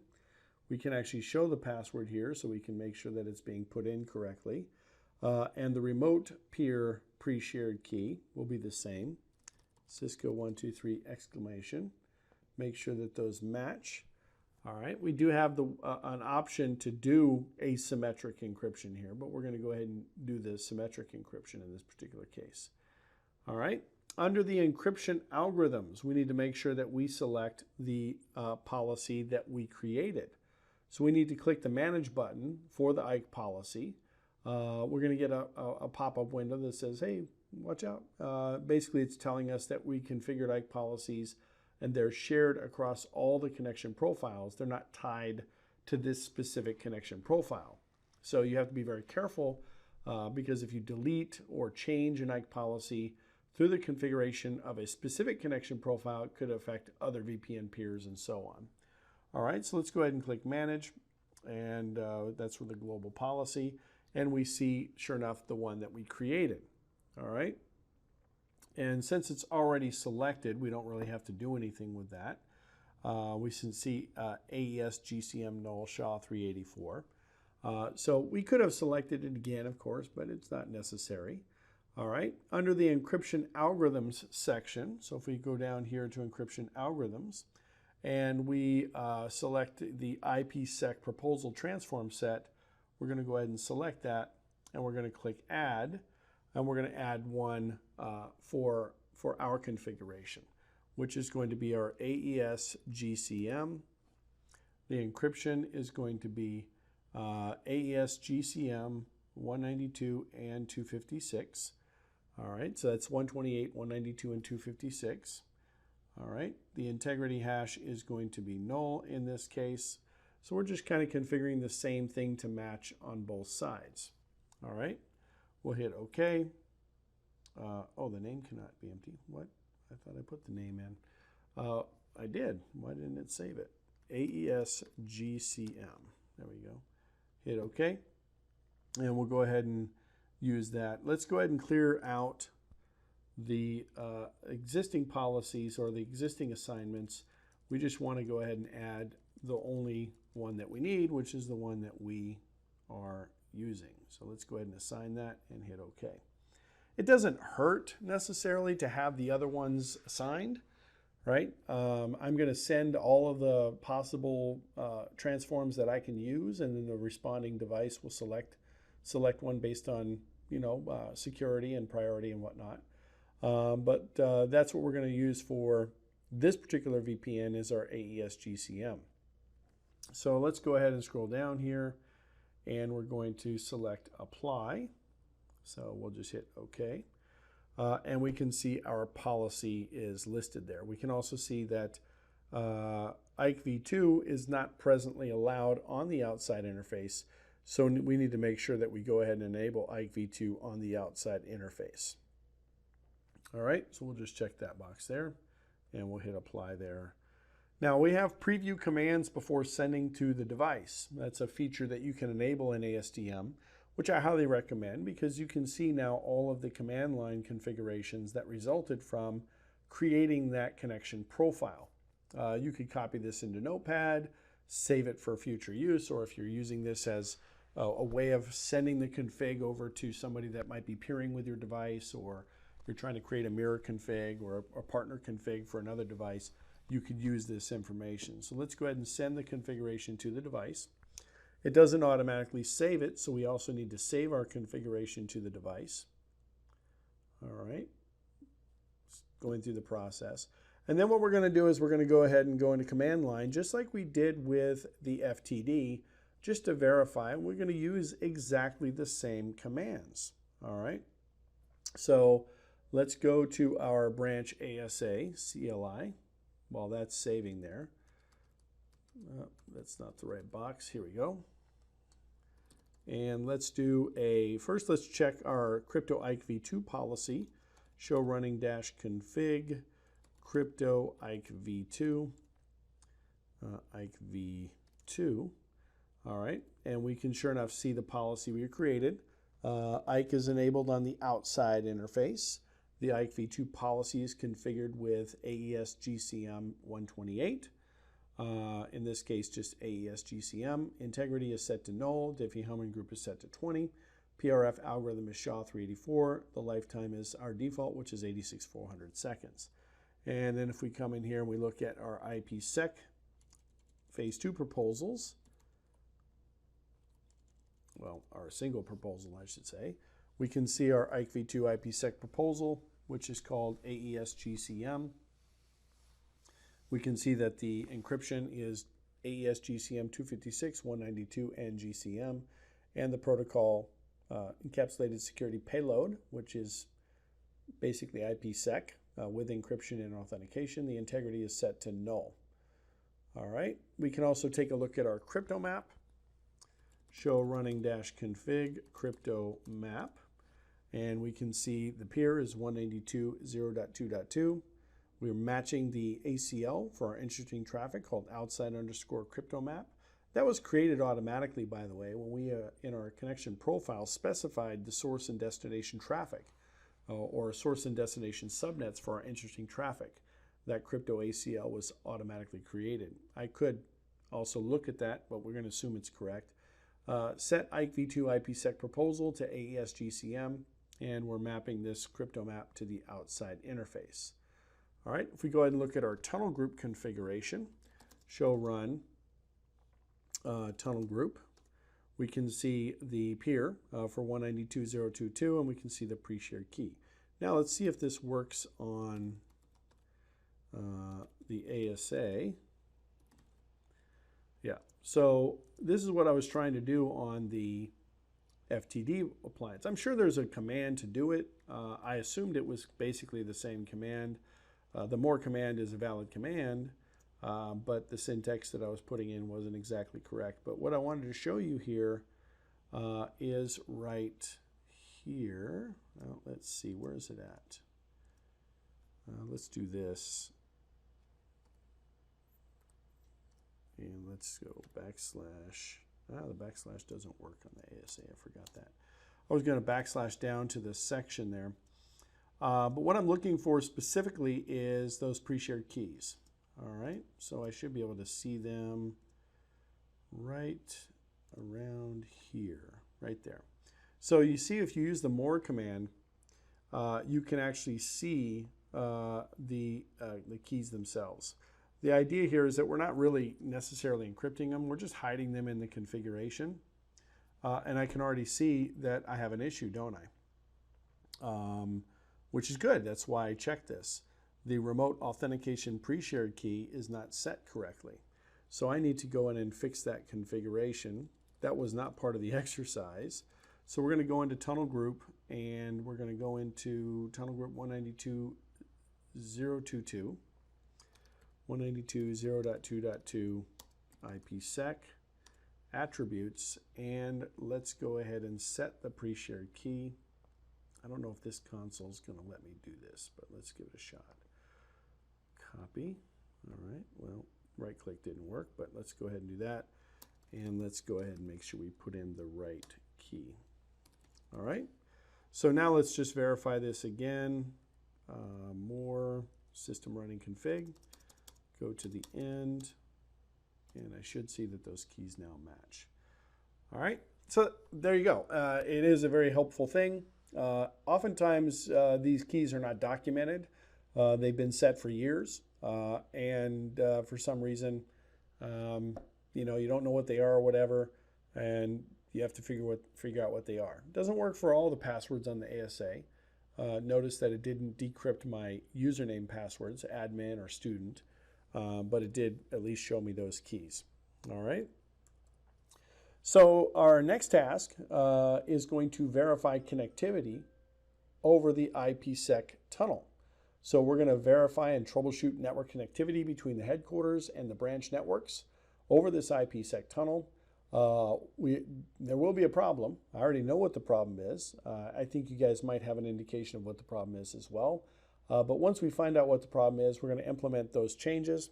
And then based on those changes, we're going to be able to verify the IKV2 and the IPsec security associations that are used in our encryption and the SPIs, the security parameter indexes, to protect the traffic. So let's go ahead and go into our HQ workstation, which is going to be this box right here. And we're going to go to the command line. All right. Let's see. We should already have a command line icon. There we go. And we're going to just do a ping to the remote subnet, a host in the remote subnet, 1.2. All right. We can see that the ping is basically not going through. All right.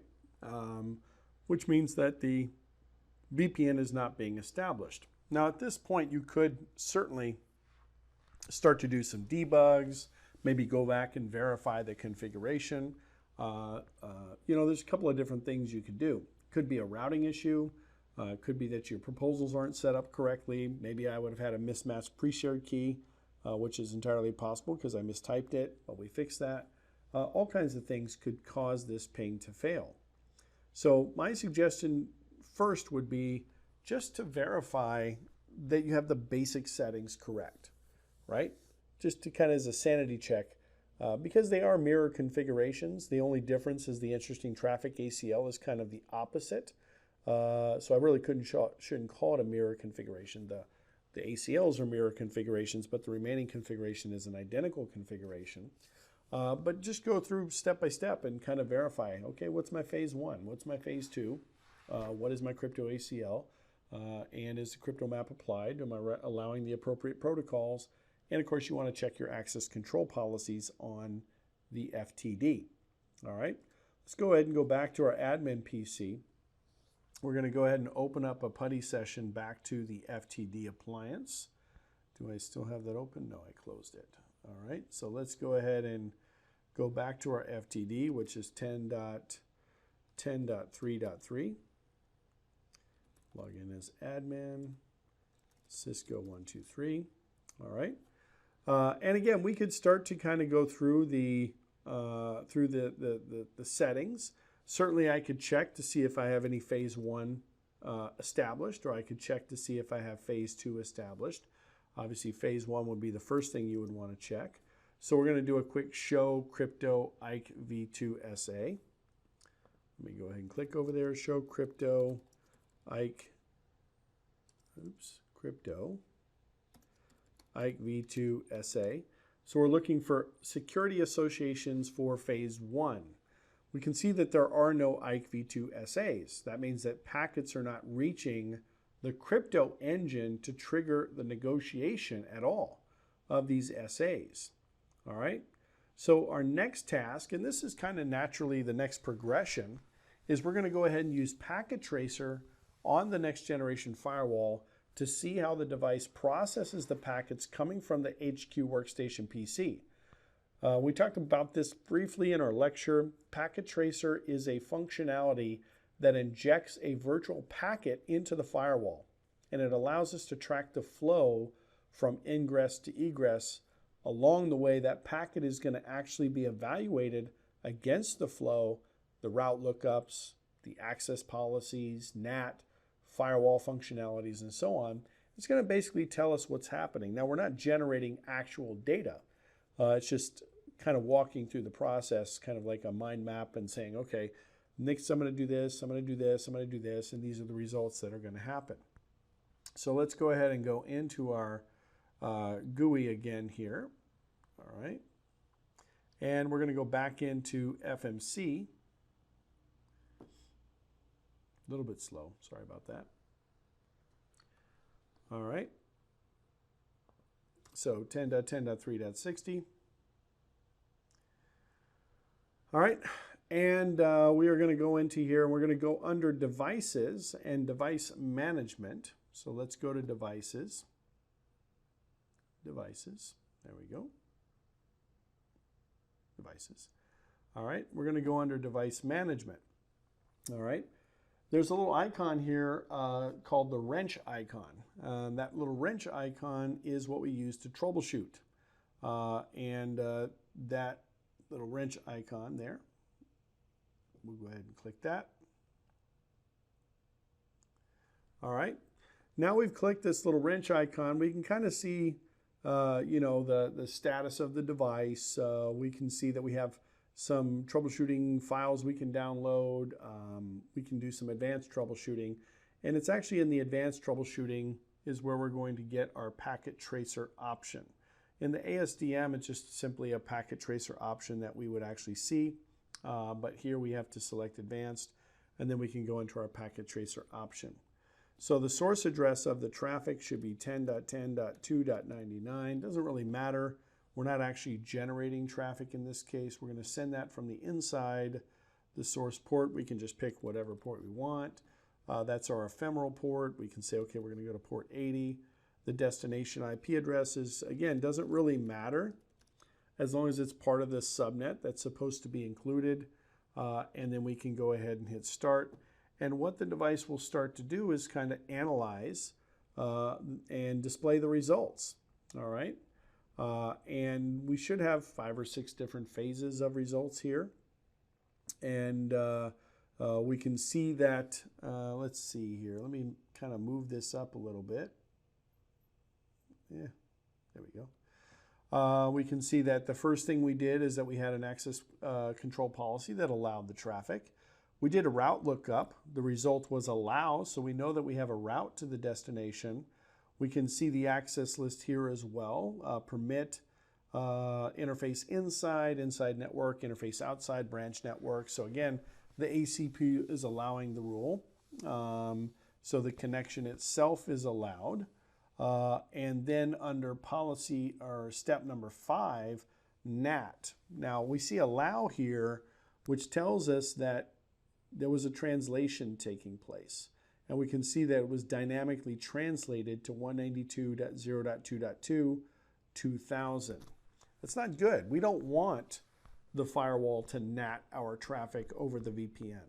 So it looks like our default NAT policy, based on what we see here, right, based on what we see there, our default NAT policy is saying, okay, let's go ahead and NAT this traffic. So, and this would be the same thing in ASDM. We would have to go into the ASDM and specify our, well, what we used to call NAT 0, right? But basically self-NAT, where we're NATing our original to our original IP to our NATed IP and so on. All right. Because the firewall processes NAT before the ACL and even before the crypto map, these packets get translated. They're not going to match against the crypto map ACL anymore, right? Because, and that means it's not even going to touch the crypto engine. At least if there was another issue with the VPN, security issue or proposal issue or whatever, I would at least see the attempt to create phase 1 or to kick off phase 1. But we didn't see that at all. So we're going to go ahead and fix this problem. We're going to go over to Devices, and we're going to go to NAT. And under our NAT configuration, we're going to go ahead and edit our NAT policy. And in this case, all we have to do is we need to modify the policy. So we're going to create a manual NAT rule. It's not an auto NAT rule. It's just a manual NAT rule because we're doing it based on a policy that we want to create. All right, so we're going to click Add Rule. And in this case, it's going to be a manual NAT rule. We're going to create a static NAT. The source zone is going to be the in zone. The destination zone or destination interface is going to be the out zone, right? We're going to go ahead and add the NAT rule in this particular case. All right, so we go to the translation tab, and basically all we're going to say is, you know, what is the original source? The original source is the inside network, and the original destination is the branch network. That would be, the original destination is going to be the branch network. Sorry, click down here. Branch network, and the translated address is going to be the same. Inside network, translated destination is the branch network. Now we could do this for the service as well, like source port, destination port. But if we leave those to the default, then those will not get translated automatically. All right, so we'll go ahead and click OK. We see that NAT rule applied. In zone to out zone, rule number 3, inside branch network, inside branch network. Fairly straightforward. All right, so we'll go ahead and save that configuration. We also need to go ahead and deploy that configuration. So we're going to hit deploy. We're going to select our FTD device and hit deploy, and it will take a couple of minutes for that to get pushed out. All right. All right. Let's see. We should wait a couple minutes, but let's go ahead and go back to the HQ workstation and do the ping again. So go back to HQ workstation. Where the heck is it? It is right there. And we're going to do this ping again. All right, ping. I'll just hit the up arrow here. And the ping is going to fail. All right, try the ping again. It will fail. This is not because, of course, the policy hasn't been pushed out. We understand what the policy is, what the reason is. The reason is we didn't do our NAT exemption on the other side. But let's go ahead and go through the troubleshooting steps. We're going to go back into our admin PC. We're going to go back into our command line. Let's go ahead and minimize Chrome there. Oops, that's the admin PC. And I want to minimize Chrome. There we go. All right, and we're going to go back to our command line. Is that still open? I believe it's still open. Yep. And we're going to go ahead and issue the same command that we did last time, which is show crypto IKE v2 SAs. At least if we're hitting the crypto engine in this particular case, we should be able to see that. And sure enough, we see that, right? It is up, it is active. The remote is 203.0.1.132.500. The role is 192.0.2.2.500. Not the role, but the initiator, I should say. We're using AES CGM. We can see it's Diffie Hellman Group 20. So we can definitely see that what's supposed to be happening is supposed to be happening, at least from a phase 1 perspective. So now we know that we're at least hitting that crypto engine. All right. The 500, by the way, indicates IKE is using its default UDP port number, which is Internet Key Exchange's UDP port 500. We can see the status of the SA is ready. All right.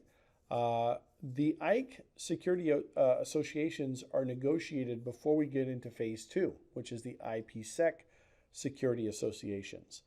If the IKE security associations are not ready, then it would most likely mean that there is an issue with IKE v2 or our IKE policies between the peers. All right. Those IKE SAs, by the way, are also dependent on proper configurations of the tunnel interfaces. Also, if you don't have the correct routing configuration, it could mean that your interesting traffic doesn't go over the tunnel, so the SAs wouldn't get negotiated in both directions. You might see an SA in one direction, but you may not see the SA in the other direction. All right. We can see that the active IKE v2 SA is using AES GCM, 128-bit encryption, and that is the encryption algorithm that was configured in our IKE v2 policy. We also see all the other settings that I highlighted there. The lifetime 86400, which is 24 hours, and so on. Now, if I go in and I do show crypto IPsec SA, if I do a show crypto IPsec SA, we are going to be looking at phase 2. All right. Let's scroll up here. I want to just highlight a couple of things here. So here's my show crypto IPsec SA. Unfortunately, I can't make this screen any bigger. I don't think I can. Oh, there we go. We can. All right. So what we're looking at here is that what interface is it applied to? It's applied to the outside interface. This is the destination peer. We're also looking for this right here. Ncaps, encrypt, decaps, decrypt. And you can notice here that we're seeing numbers for encap and encrypt and digest, but we're not seeing any numbers for decap, decrypt, and verify. That means basically that we have one-way flow. That means that traffic is going over the tunnel, outbound, but it doesn't appear that we're receiving any traffic inbound. The other thing you can see here is our inbound SPI. We are using the appropriate algorithm, ESP AES GCM. That's our transform. So that looks correct. For our outbound ESP SAS, we can see that as well, right, just below that. All right, the specification of the interfaces and the IP addresses, very important to check here. Obviously, we're kind of trying to walk through the configuration steps that we did just to make sure that everything kind of syncs up with what we knew we were supposed to have. We can see the SA information. For active VPNs, we should actually see counters increasing in both directions. We can definitely see, I didn't do a whole lot of pings, but like I said, we can definitely see those outbound packets are being encrypted. They are being tagged with the HMAC digest. They're being encapsulated. Inbound packets, the counters should increase, but they're not. Keep in mind, and we talked about this in the lecture, IPsec SAs are unidirectional. All right, an active IPsec VPN actually uses two active IPsec security associations. One is inbound and one is outbound. So we should have an SPI, which is a security parameter index, which is a 32-bit random number that's generated by the sender. That actually gets appended, by the way, to the ESP packet to identify the security association that's going to be used by the recipient to decrypt the traffic. We can see the transform set that's actually being used. That's correct. The lifetimes are adequate and so on.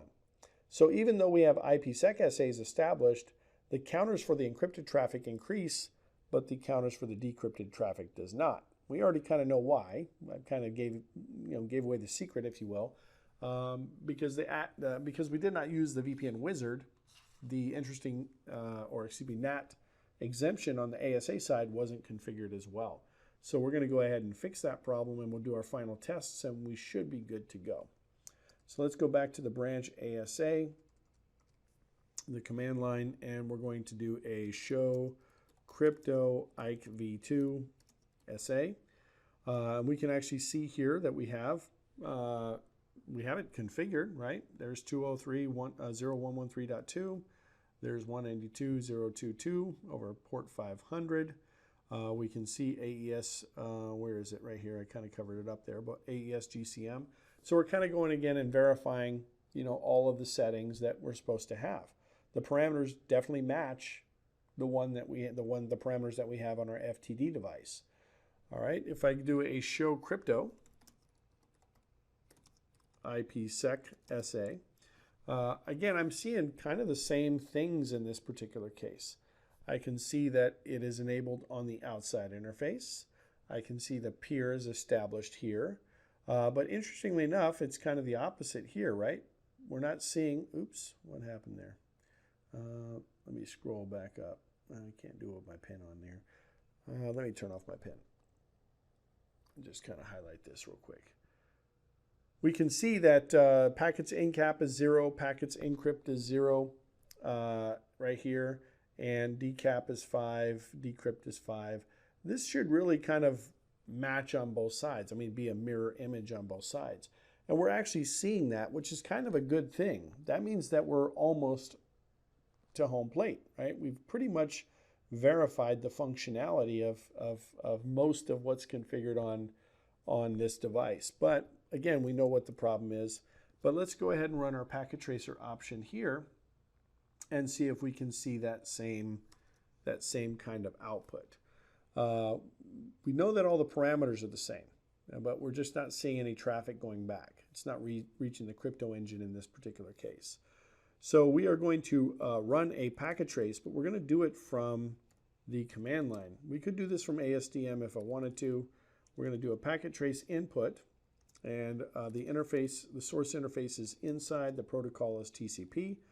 The source address is 1.2. Source port is 2000. Destination address is 10.10.299. Destination port is 80. It's basically the same thing as we just did on the FTD device. In fact, it pretty much gives us almost exactly the same output. And we can see that, access list is allowing it. The route lookup is working.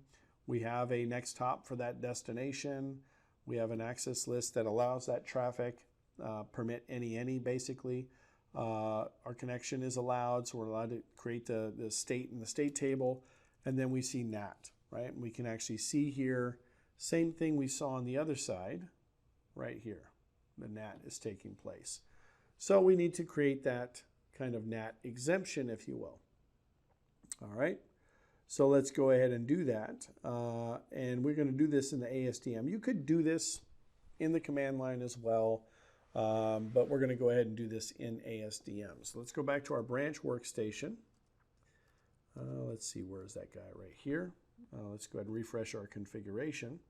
And we're going to go under Configuration Firewall, and specifically Firewall. And we're going to go into the NAT configuration, NAT access rules. We're going to go ahead and create an access rule, and this is going to be a manual NAT access rule. There we go. Let's see, add a NAT rule. I want to be able to select, use my mouse, I'm trying to use my finger. That's probably my problem. And let's go ahead and create a manual NAT access rule. I just want to make sure I'm using putting it in the right space. So the source interface is going to be inside. The destination source address will be the inside network. So that'll be this guy right here. Oops, yeah, there we go. Destination interface is going to be the outside. And the destination network is going to be the HQ network. Do we have an HQ network?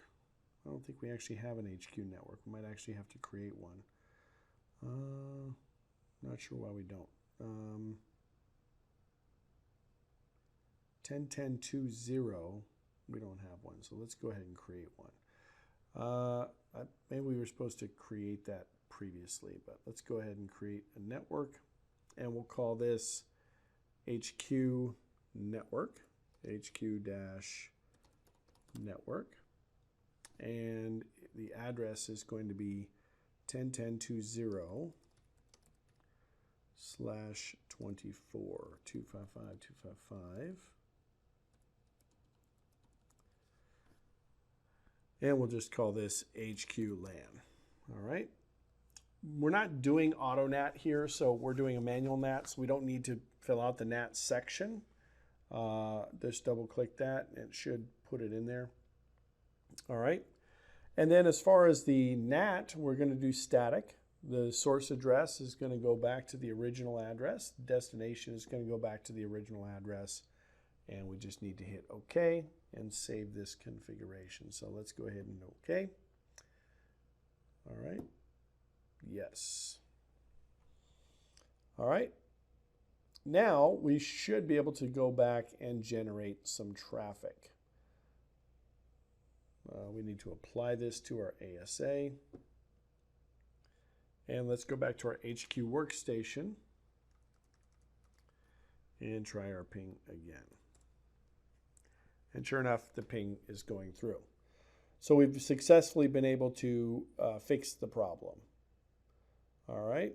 Now we should actually be able to use other protocols. So we go to our HQ workstation and we actually open up a browser. Let's go ahead and close that out. Close terminal. There we go. And we go to a browser. We should be able to navigate to the branch server. And I think the address is 192.168.1.3. And sure enough, we get the page back. So if I go back to my branch ASA device, now that I've kind of generated some different traffic, if I do a show crypto IPsec SA, we can now see that we're seeing the encrypt and decrypt in encap and decap. Let me turn that off and scroll up here. And right here we can see encaps and decaps, encrypt and decrypt, and so on. So everything is working. All right, we save our configuration and we can tweak some additional things, but there's some other verifications that you could do. Pretty much the same verification on the FTD appliance as well. All right. So that is kind of a step-by-step process on configuring a point-to-point VPN between an ASA and a next-generation firewall. We'll go ahead and wrap up this section with our summary challenge, and then we're going to get into remote access VPN solutions on these platforms as well. All right, let's get into the summary challenge now. Which two statements regarding management options of VPNs are correct? Which two statements regarding management options of VPNs are correct? We have to choose two. You can manage VPNs on the ASA appliance using the command line. Absolutely. We can actually do everything on the command line, and some people actually prefer it that way. You can manage VPNs on the ASA using FDM. No, we cannot. It's not possible. You can manage VPNs on the Firepower Next Generation Firewall using the CLI. No, you cannot. It has to be managed through FMC. You can manage VPNs on the Firepower Next Generation Firewall using Cisco FMC. That is correct. And we don't use ASDM on the Next Generation Firewall, and we don't use FMC on the ASA. Which statement regarding routing support for IPsec VPNs on the ASA appliance is correct? BGP is supported on cryptomap-based VPNs. That is not true. OSPF is supported on VTI-based VPNs. That is also not true. OSPF would be supported on cryptomap-based VPNs, and BGP is supported on VTI-based VPNs. All right, EIGRP is supported on VTI-based IPsec VPNs. We talked about that when we did our introduction, right? Let's see. Which statement regarding routing support for IPsec VPNs on the next generation firewall is correct? BGP is supported for cryptomap-based VPNs. Nope. OSPF is supported for VTI, or EIGRP is supported for VTI. That's also a negative for both of those. Reverse route injection is supported for cryptomap-based IPsec VPNs. So they're kind of wording the question a little bit differently here, but the same restrictions apply to the next generation firewall that would apply to the ASA. All right. Which two configuration objects are grouped inside of the Cisco ASA connection profile? not the topology. There is no such thing as a VPN topology on the ASA. We only have VPN topology on the next generation firewall. The IKE policy is definitely referenced, as well as the IPsec proposal from the connection profile. There is no such thing as an IPsec policy. ACL bypass configuration will be just done under the firewall configuration, and IKE proposal, it's, you know, semantics, right? But technically the term for IKE is the IKE policy, and the term for IPsec is the IPsec proposal. And that's how they're referenced in the connection manager. All right. You configure site-to-site VPNs on your two Cisco ASAs. However, the IKE SA is not being established between the peers. Which two options could be the causes? There could be more than two, certainly, but let's see what our choices here. You did not specify the same Diffie-Hellman group. Absolutely, that could be an issue. There's no doubt about that, right? If the parameters of the security associations don't match on the peers, they're not going to be able to establish the VPN. You didn't have the same pre-shared key. That could have been an issue in our particular case, obviously, but we fixed that as we were going through our basic verification. But definitely they would have to have the same pre-shared key, or at least mirrors of the pre-shared key configuration. Matching transform sets, not necessarily a bad thing, but again, transform sets are related to phase 2. In this, I mean, it would be a bad thing, obviously. The VPN wouldn't establish. I mean, it's not a bad thing from the perspective of IKE itself. IKE is phase 1. We wouldn't even get to the point of getting to a transform set if the other two issues existed. You didn't specify the traffic to be protected by the VPN.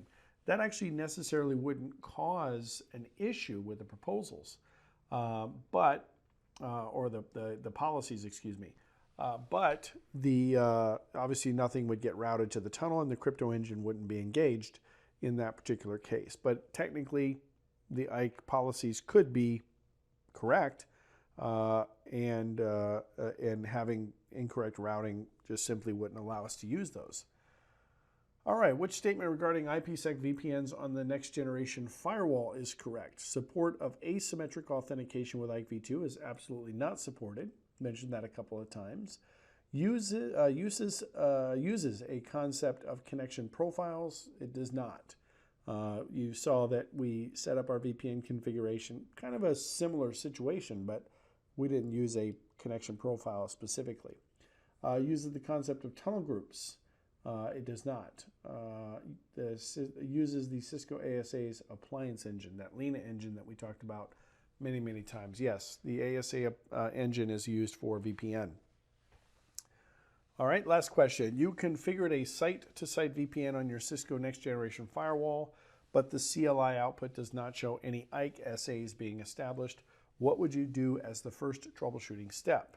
Now, my inclination is to say, well, let's just go ahead and compare the configurations.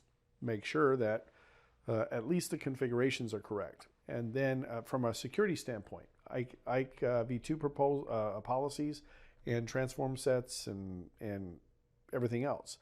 But then you could check the other things that are kind of common issues, right? Is NAT set up correctly? Are my access control policies set up correctly? My interesting traffic ACL set up correctly? Kind of check the boxes, if you will. Let's see what our choices are here. Verify the IPsec proposal matches on both peers. I mean, that could be part of it, but certainly that would not be the only thing that would be an issue or could be an issue. Check if interesting traffic is reaching the crypto engine using the packet capture. No, there is no such thing. No, I mean, you could do packet capture, but we would use the packet tracer tool to kind of verify the traffic flow and the steps that are going to be taken in each phase to process the traffic through the appliance. So that would be the best choice. I still would argue that kind of just going through a sanity check and doing a little side-by-side comparison doesn't hurt. Sometimes that's almost easier than using the packet tracer output and then just kind of working back from there. So just a suggestion. All right, check if interesting traffic is reaching the crypto engine by examining the connection events. Again, that's kind of ahead, right? We need to verify the basic configuration first and the basic functionality first before we even try to see if traffic is actually getting encrypted or or being processed by the crypto engine. All right. So we'll go ahead and wrap up this module. We're going to get into introducing Cisco Secure Remote Access VPNs in module number 13. See you there.